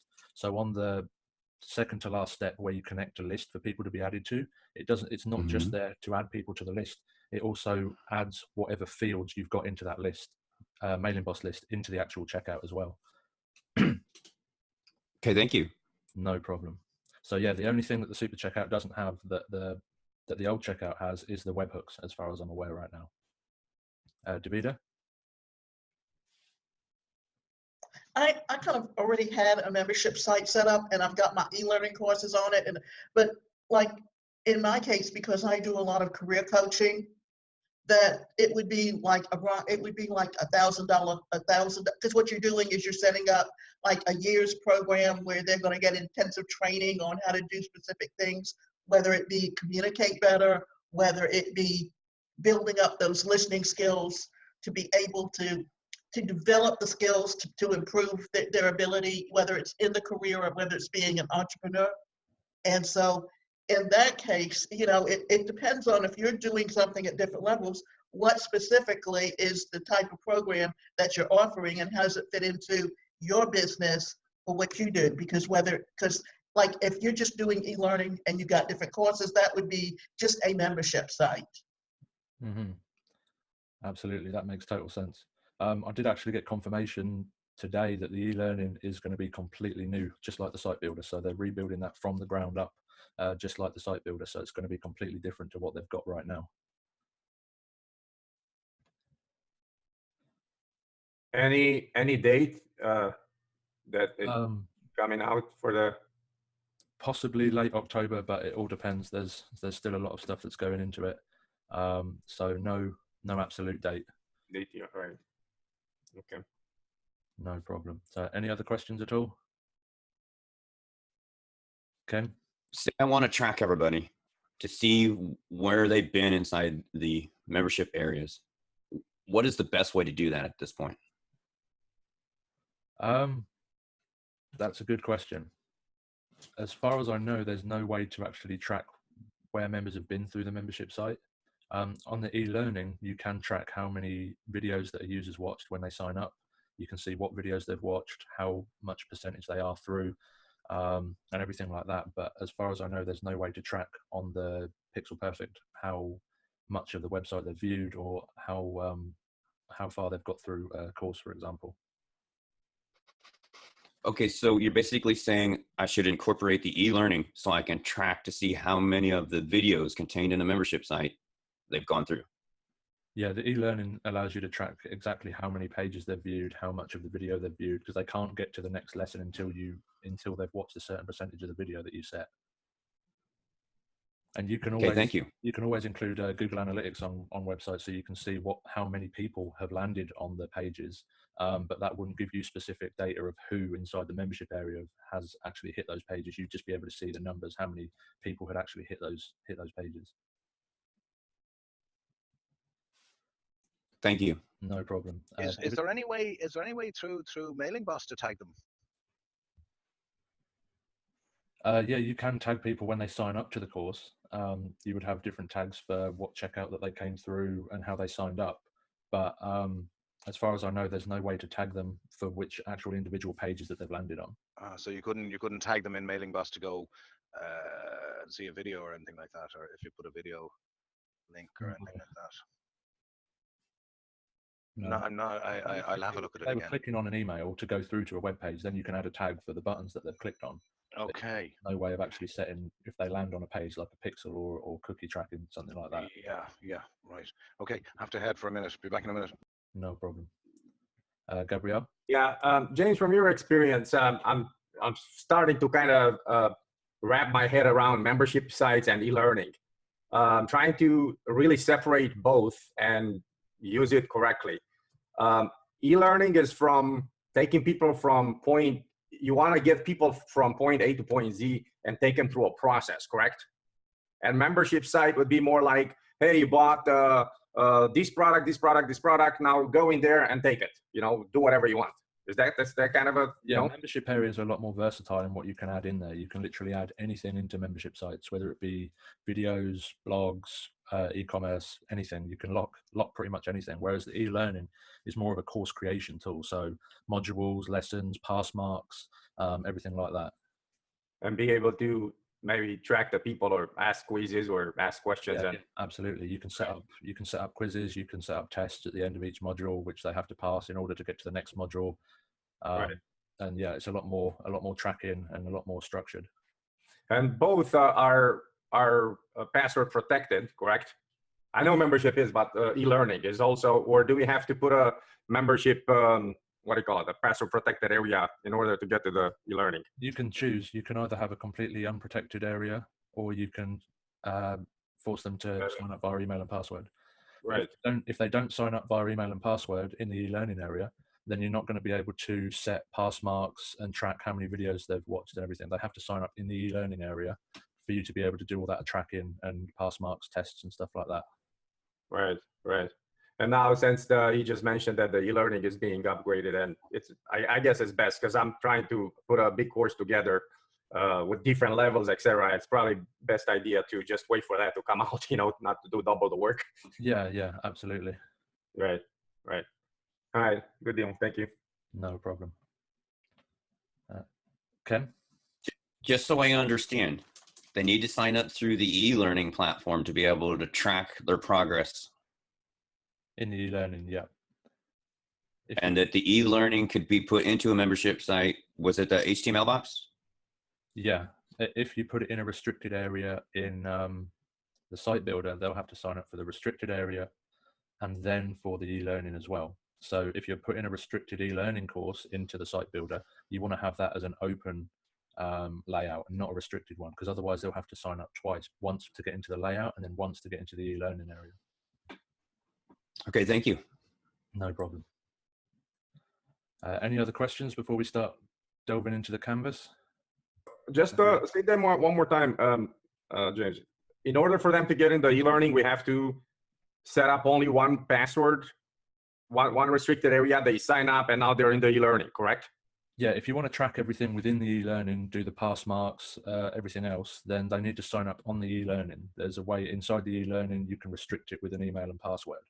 So I don't have to put a membership area, right? Or I'm confused there. No, you can literally just either give them the link for the e-learning area or embed it into unrestricted page in the site builder, because it's already locked on the e-learning area. You don't need to lock it again on the site builder, because otherwise they'll have to put in their email and password to get into the site builder, and then email and password to get into the e-learning area as well. Okay, all right. I'll try to remember that. No okay. problem. That's a lot of questions. I don't know, after these boot camps, you know, once we start building all this stuff, it's like, can we reach out to you or something, you know, for help or Yeah, absolutely. If you have any questions, just give me a shout. Maybe we can do like a follow-up session. That might be a good idea. Do like a follow-up Q&A like a couple of weeks after one of the boot camps or something. Yeah, because it's like, I'm sure I'm gonna get stuck. I'm sure I'm gonna have a lot of questions, you know, so it's like, why is this acting this way? Right. All right, thank you. No problem. Ken? Yeah, I would like to know if you're going to cover more topics in the future.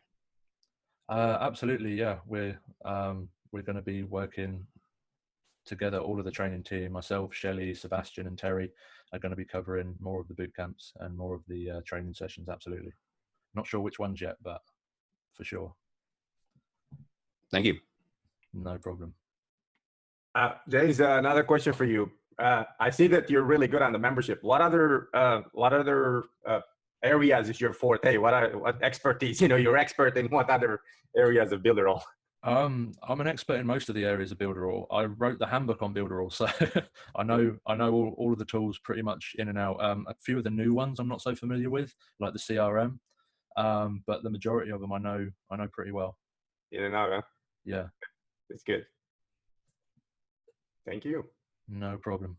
So any other questions? No?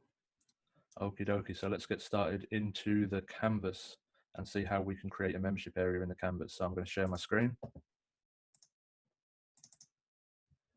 And we're in the canvas builder. I'm going to add a new funnel.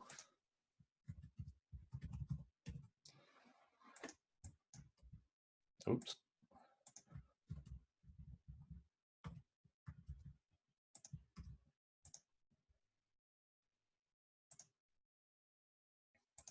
Just going to start from scratch.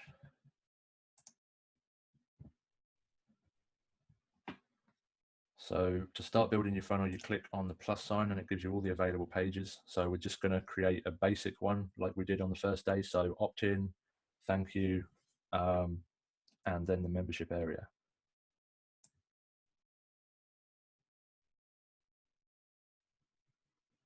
So I'm going to start with the opt-in, if I can find it.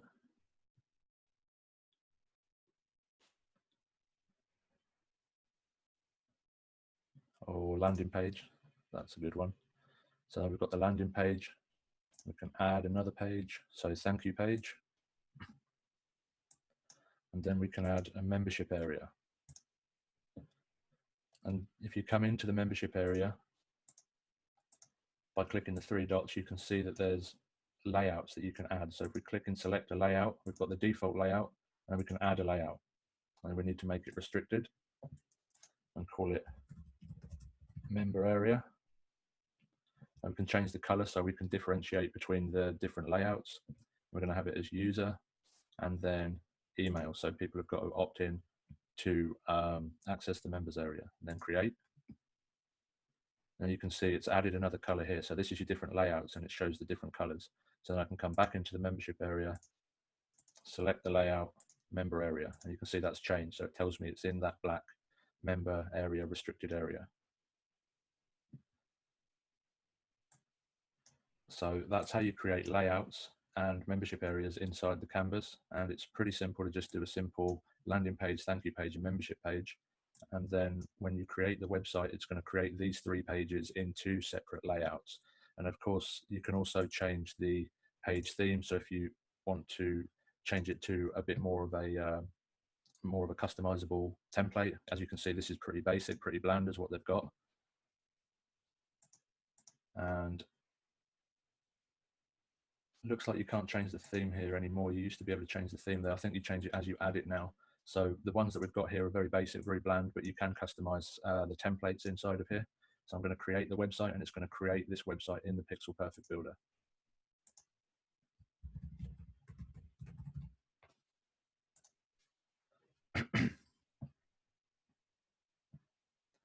And then I can access the website. Now it's built.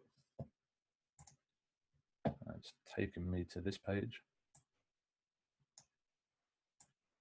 Ignore the thousands of tabs. So now you can see the web page has been completely built in the Pixel Perfect Builder. You've got your landing page, you've got your thank you page, and you've got your membership area. And then if you come into the member area here, you can see that it's already restricted and already set up, ready to go. So it's very easy to plan out, for example, the multiple level membership areas that we were doing yesterday. You can plan it out pretty easily inside the canvas. I've always done it the other way, so I'm kind of set in my ways a little bit with how I create them, but the canvas funnel builder does make it absolutely a lot faster to do. So with the checkout, you can add checkouts in here as well. So I'm going to remove these pages and create multiple level with checkouts. But before I do that, I'm going to stop sharing and see if there's any questions so far on that. Gabrielle? Yes. Would you, since there's no layouts, templates there for you to pick out, I never done this or just thought about it. Should I just go in and just create my own, here's the landing page, the thank you page, the way I wanted to have it done to look, and then go in the canvas and be able to pick it up from there? Would that be a solution, or is that possible? Unfortunately, the canvas funnel builder doesn't work that way at the moment. It will put the website into the Pixel Perfect, but you can't pick out the Pixel Perfect into the canvas funnel builder. So once you've generated the website, you actually have to create a whole new canvas to be able to generate it again. So if I come back into the canvas builder and I try creating it again, it will tell you that it's already been generated and only 1 site per drawing is allowed. So if I want to edit this, create another website, I have to come into save and then back to home, and then I would have to duplicate this funnel. And then you would get rid of the other one because you're right. Yeah, I mean, you can view stats and everything in this, so you can view how many people have got to your thank you page from your opt-in page and how many people are going through and purchasing. So you should definitely keep this for stats and being able to track your entire funnel, because that's all in there. So that's very important. But if you wanted to create a new website, then you'd have to come in and duplicate it first before you could create another website in the canvas. But unfortunately, like I said, it doesn't work the other way. So you can't pull websites out of the Pixel Perfect. You can only generate them into the Pixel Perfect. Right, because you got to edit. You got to make it look pretty. You know, how do you, and then you have to make it look pretty before you save it. No, because you said you couldn't. You just showed you couldn't work on it. I mean, it's just basic. Yeah, you wanted to pick a template there. You make it look pretty after you've created it. I'm sorry, I think you got stuck there a second. Can you repeat that, please? You make it look good after you've created it. So when you've created it into the Pixel Perfect, that's when you go in and edit it and make it all look how you want it to look. The Canvas funnel builder, it does all of the technical stuff. It creates the checkouts, it creates the membership areas, it links the pages together and everything like that. And then you've got to take care of the aesthetic, the way it looks. But you just mentioned that if you save it and now you got to go back and redo it, it's not going to work. You said you go back and you got to rename it again and in order to edit it. No, that's to create a new one. If you wanted to create a new website. Okay, all right. No problem. Yeah, that's if you want to create a new website. You can only create one website per template. Okay. So any other questions before we go on to multiple level, Ken?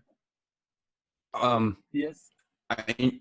If I understand correctly, when you restrict the site, you can only restrict it in one way. So if someone wanted to use tokens, they're just using tokens. Can you do both inside of a membership area? Because I thought I saw when you were in Canvas and there was a restriction setting, I thought I saw an option for both. Yeah, you can. So the tokens override all of the other options, but the other options are still there. So if you've got it as a checkout, say someone has to pay $100 to get access to your members area, any tokens that you give out will override that, but anyone else coming in will still have to and be able to use the checkout. But the tokens will negate the $100 and just give them access immediately. Awesome. So any other questions? Yes, if I understand, when you create the funnel and you create the website, then if you test it, you make it good, and you have an idea to add more to the funnel, then you have to really start from scratch to duplicate it and create everything in order to add some steps in your funnels after. Yeah, if you wanted to add more steps to the funnel, to the existing funnel, then you'd have to do that from within the Pixel Perfect Builder. If you wanted to add more steps in the canvas and then recreate the website, you would have to create the funnel, the new funnel, and then create a brand new website with the new steps. Okay, thank you. No problem. Any other questions? Nope. All good, all good. Okay. Hi, James, I have a question. Edison, yep. Yeah, it's a follow-up to the question that James just asked, and I'm trying to understand if I understood well what was being said. So you have built the canvas funnel, you have added all your pages, then you publish it, you go into the editor and you realize, look, I need to add another page. Can you not add another page from within the editor? Or do you have to come back to the funnel, duplicate it? Oh no, you can add. Yeah, sorry. Yeah, you can add new pages from within the funnel, from within the Pixel Perfect Builder. You can. Yeah, you don't have to add new pages in the canvas. If you wanted to add new pages and create a new website, you could, but you can add new pages and do everything else that you could before in the Pixel Perfect.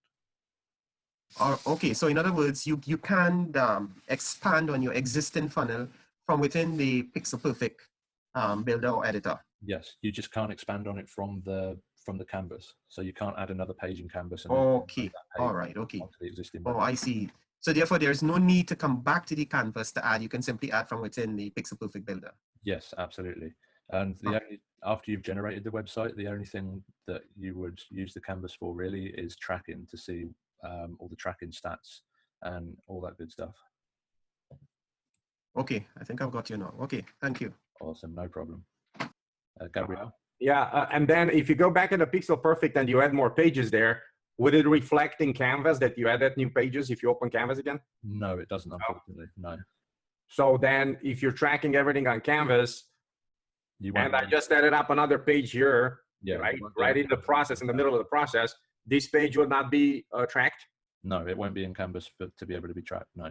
So you won't be able to see. That's the reason why you would create a new funnel if you wanted to add extra pages that you forgot about for them in order for them to be tracked in Canvas. So, all right, so I've done it in Canvas, step one. I needed to add up 2 additional pages down the line. I go back to the Pixel Perfect. I ended adding my pages. Now it's all working properly. I got to go back to Canvas, regenerate or rename the website again. Now I have a new website. Do I delete the old one? So I'm not confused. In Canvas. You wouldn't add the pages in the old website at all. The new pages would be needed to be added in the new one in Canvas. Yeah. So you'd need to make sure it's not something that you'd want to do if you'd created it, done lots of edits and design work and everything else like that. And then afterwards you want to add some pages, because when you come back to Canvas, the original templates are going to be there. All the design work that you did isn't going to be in the Canvas. It's only going to be on that specific website. So it's not a great idea to generate a new website after you've done all those design changes and stuff like that. Yeah, it's a lot of I don't know. I keep thinking about this in many areas of all the products of Builderall. I think we should have like a to do, or do's and don'ts. You know what I mean? Like a what do you call it? Like a Bible of Canvas, or Bible of Mailing Boss. What to do's and don'ts, right? Because there's so many tricks, there's so many things, and it's like, oh my God, what's going on here? And this saves us a lot of headache and a lot of problems, you know what I mean? Because you're just going through the process and you're looking, oh wow, don't do this, or oh, that's why this thing doesn't work here, because you just done that, you know what I mean? So I don't know, it doesn't make sense what I'm trying to say, right? Yeah, it does, absolutely. Tips and tricks, do's and don'ts. I don't know, cheat sheet. Yeah, absolutely, makes total sense. Yeah, so because it's a lot of those tricks is in every area and every tool. I find a lot of these things that you don't know unless you ask. And now I ask a question and I don't even know which bootcamp is on anymore. Yeah, I know what you mean. They are working very hard at the moment to simplify a lot of the stuff. That's why a lot of things are being rebuilt and a lot of changes are happening. So you don't have to have all these tips and tricks and learning curves and stuff like that. So in the coming months, you're going to see things are simplified a lot. Great. Yeah. Oh my God, I can't wait. Yeah. Thank you. No problem. Ken?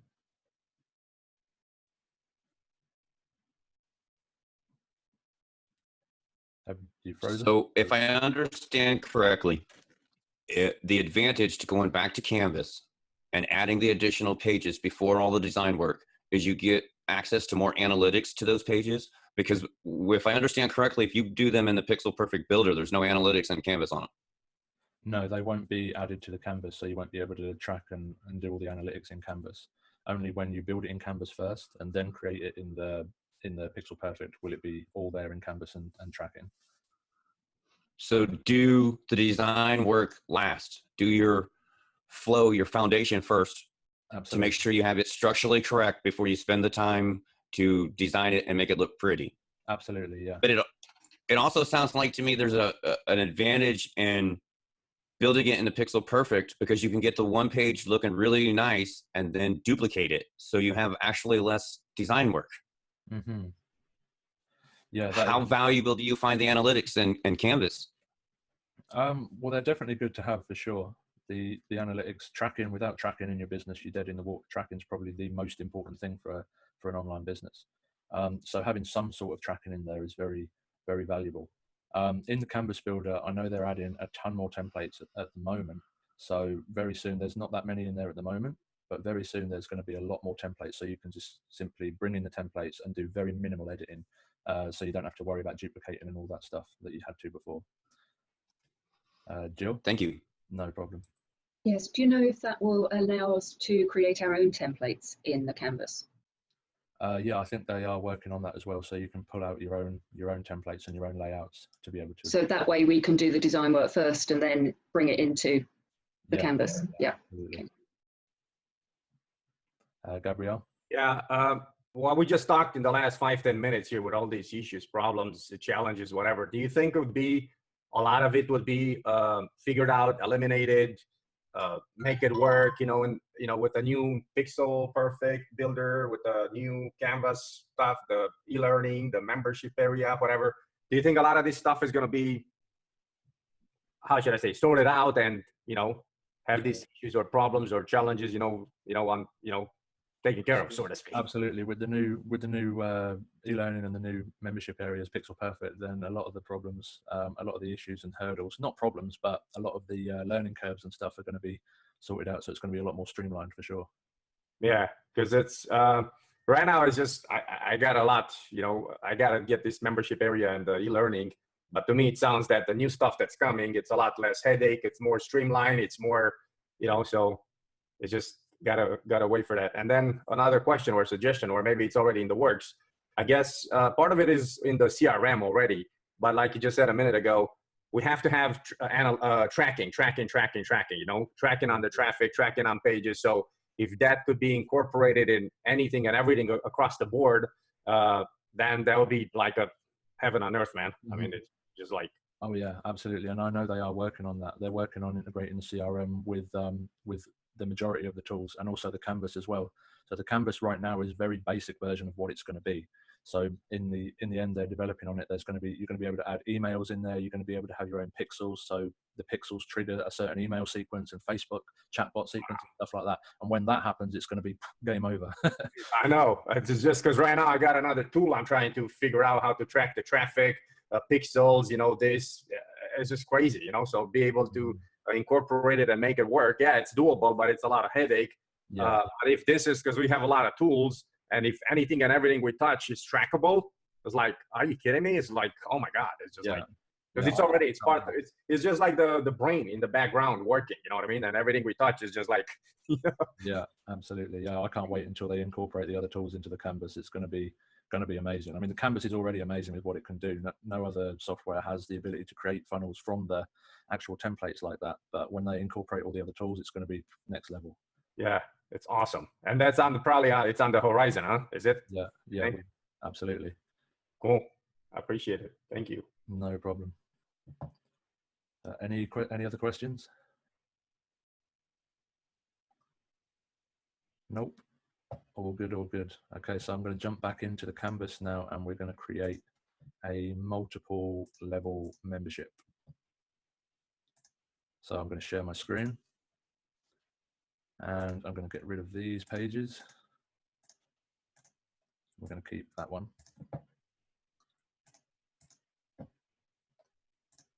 And we're going to add a landing page. So this is going to be our landing page where our product is, where we display our product, tell everyone what the memberships are, the different levels of membership, and so on and so forth. And then we're going to have the sales page or sales letter page, and see that's automatically added a checkout onto it.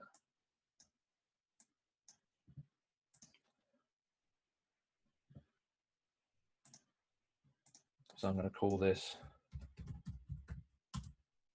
bronze sales. And that's going to be in the default layout. I'm going to add another one, sales letter page. This is going to be silver sales.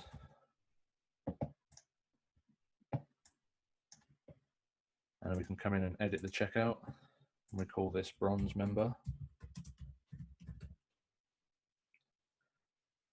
And I'm going to change this membership area. I'm going to add a layout. So we're going to call this silver member. And we're going to change that to red.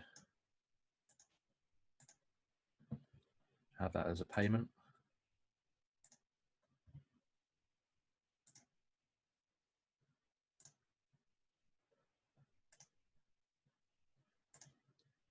And we're going to edit this checkout, which is the silver sales. We're going to call this silver purchase. And we're going to put that at 150. And we're going to allow the silver member area for when someone purchases through this checkout. And the success page is going to be another membership area, so the membership page. And this membership page we're going to set to the silver member area, and we're going to call it silver welcome page. And then this one here, we're going to say the member area is going to be the regular member area, so the bronze member area. And we're going to set that to bronze member welcome. And then we come into the bronze checkout and set the success page as the bronze member welcome.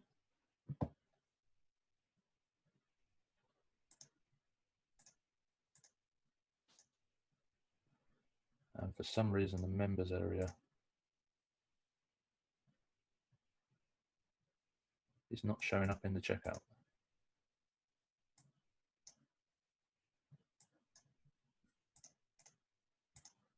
Let me come back into the layout, add a layout, bronze, member, make it restricted, manual payment. That's why, because I didn't set the original member area as a manual payment. It was on email. That's why it's not showing up. Quick question, James. Can I also give them access even if they don't give them a manual access but no payment? Is that the same thing, the manual right there? Yeah, you have to go into the actual Pixel Perfect to set manual, to manually grant them access. Because it's by request or by invitation only, but there's no payment. Right, yeah, you can set that up so people can just sign up for the free membership, and then they only get access after you manually release the...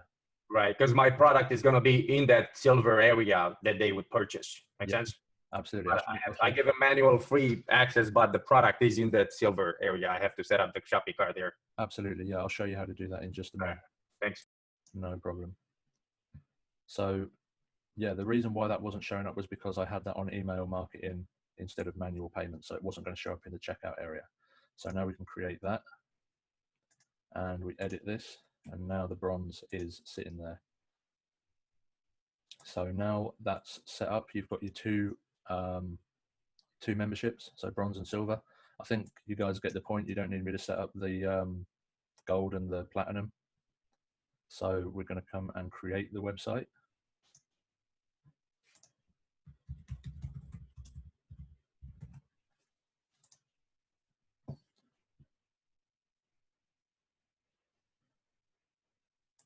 And access the website.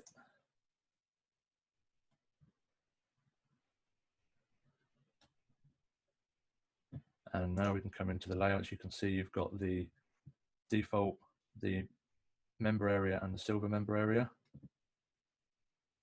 So on the default, we've got the bronze sales page and the silver sales page, and then the button takes them to the checkout. And then the members area, we have the bronze member welcome area, the restricted area set up, and the silver member area and the restricted area set up. So you can see how you can set up the multiple level membership areas pretty quickly within the canvas. So now, right there where you were, the last slide, in the Pixel Perfect. Now that's where you gotta go, because you work this under canvas, right? And right here, this is where you'd be working on each particular page to make it pretty and add up all your everything what you need to add up to this page, correct? Yeah, absolutely. And then once this is built in Canvas, if you edit everything here, whatever you edit on those pages is going to be saved. You're not going to lose anything. You're not going to mess up the canvas or anything, correct? No, it doesn't affect the canvas. Anything that you do in the Pixel Perfect from that moment onwards has no effect in the canvas at all, apart from showing the stats of how people come onto the page. So step 1 and 2, work everything in Canvas, all your layouts, all your designs, check out everything, and then go back into Pixel Perfect and do your editing, not to have any problems, correct? Yeah. All right. I think I got it. Awesome. So any other questions on the multiple membership or canvas at all? Everyone all good? No, just a problem I have with this is that when we play with the funnel, with canvas, we try to learn it, but each time we generate the site and then we can see we made a mistake or something, then we cannot cancel. We need to duplicate and do it, start again. You know, this process is not easy to learn canvas, to be able to know for sure, okay, this is ready, I generate once. We cannot cancel from a canvas. And You know, this is problem, I think, to play with it. Yeah, it is a bit of a limitation not being able to add things in the Pixel Perfect and for it to show up in the canvas. We have brought that up with the developers, and they're trying to find a way to make it go the other way as well. But right now, it's not possible to have it go from the Pixel Perfect to the canvas. It only works the one way, unfortunately. Yeah, Gabriel? I guess the suggestion, the idea would be to be able to go back in Canvas and edit. Have the ability to edit anything along the way, anytime you want. Oh, something is not working perfect on my website. Go back to Canvas, go to that particular funnel template, edit whatever you want, save, and now it's saved and goes back. You know, so now you might add a page, add another layout, whatever you're doing, and save it, and now it's saved. I don't know. Is that a good idea? Or I think that's the problem we're facing here. Yeah, I mean, ideally that would be great if it could transfer into the canvas, but the way it's set up, I mean, they didn't even think it was possible to have the canvas generate into the Pixel Perfect the way it is.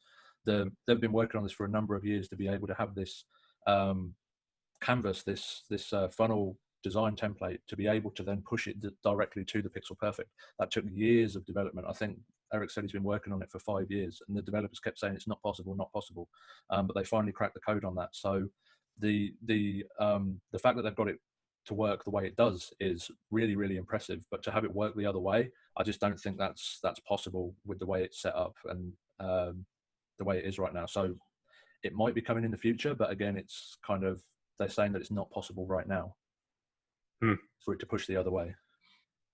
When I'm a little puzzled when you say push it the other way. I think what I'm saying is that we designed in Canvas, we saved it, we went back and did the pages, and now somewhere along the way we find out that we need another page somewhere in the process.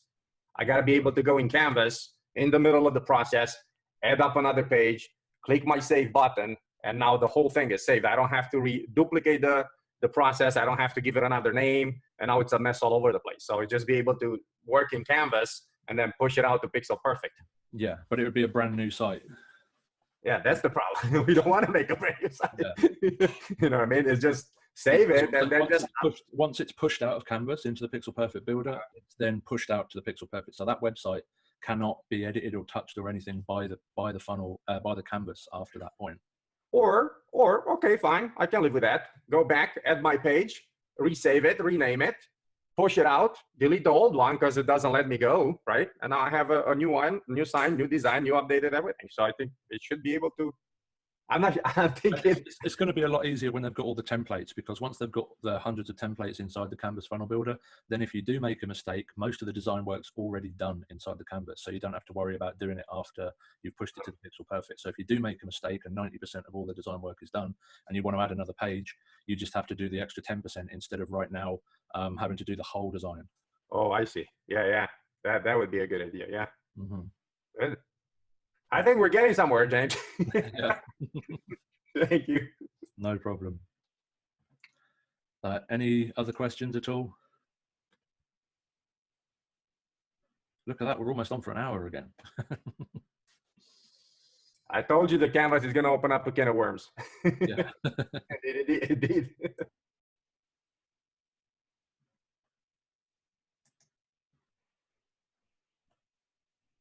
So no more questions at all regarding the canvas. I will show you how to unlock access manually, like you asked a moment ago, Gabriel, in the Pixel Perfect Site Builder. So let me get up the Site Builder quickly and I will share my screen. And then add up a payment into the silver area, because that's what I want to add up another shopping cart.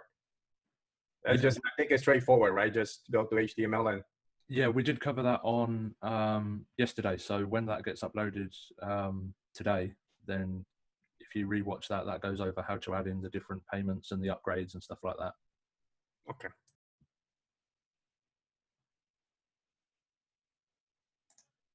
I got to remember which membership site I signed up to now. I don't know about everybody else, but the way I don't know, I find out that my mind works. I'm going through the process. I'm jumping out there. I'm getting a lot of fog, a lot of headache, and then stuff comes to me like a day later, 2 weeks later, everything starts coming together. You know? So it's just unbelievable. But at least it works. Yeah, it absolutely works. So maybe we can do a Q&A in a week or two just to follow up. So to release access manually, if you've got a membership area which you want to release person by person, invite only, then you would come into the user management area, and then you select the person you want to release access to, and then you can simply come in here. Should be able to come in here. It's not saying there's any restricted area. Let me refresh.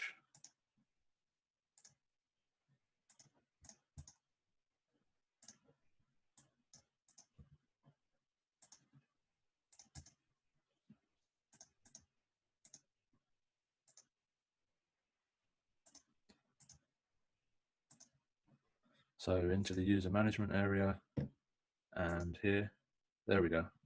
So now you can see the permissions for the different restricted areas. And if you want to grant permission or take away permission, you can simply just click on the little button to allow access and take away access. So this goes for if you have any payment problems, or someone wants to pay you via PayPal or something else like that. If you send them a checkout and you need to grant them permission, or if you're just giving it away to someone, you can come and change the permissions and give away or take away access right here. Does that answer your question, Gabriel? Yeah, it's the only thing. Another one that I think it's besides the point here, but this one you answered properly. Thank you. The only way I have to get notified, I have to set up some type of form for people to go in, fill out that form to request the permission. And on that form is just, I got to ask them a bunch of questions, you know, I mean, a bunch, I don't know, about 5-6 questions. And then once that's being submitted, I get it somewhere in the, get an email or get it here in the members area. And then I get notified and I know which level I need to give them access to. Right. Yeah, you can do that inside the, you can use either Google Forms or you can use the contact form and set up. Yeah, in the contact form, I can create additional questions, right? That is not there, like who's your sponsor, or when did you sign up, what level you purchase, you know, stuff like that. You know what I mean? Yeah, you can set all that up in the contact form and get that emailed over to you. Yeah, and then that's how I know to give them access. Yeah, absolutely. All right, cool. No problem. So any other questions before we wrap up the membership sites? Do you know if there's a bootcamp with Shelley again on Monday? I'm not 100% sure. I haven't looked at the schedule. Yes, there's one. This one's going to be on setting up and selling digital products. Digital products, yeah, yeah. The week before, Shelley covered physical products, didn't she? Yeah. Yeah, right. Building a membership, building a site to sell, you know, like she did for this is going to be on digital products. Right, but it's this Monday, right? Because I think she's still probably on vacation and is going to update the calendar. Mm-hmm. Bye, Jill.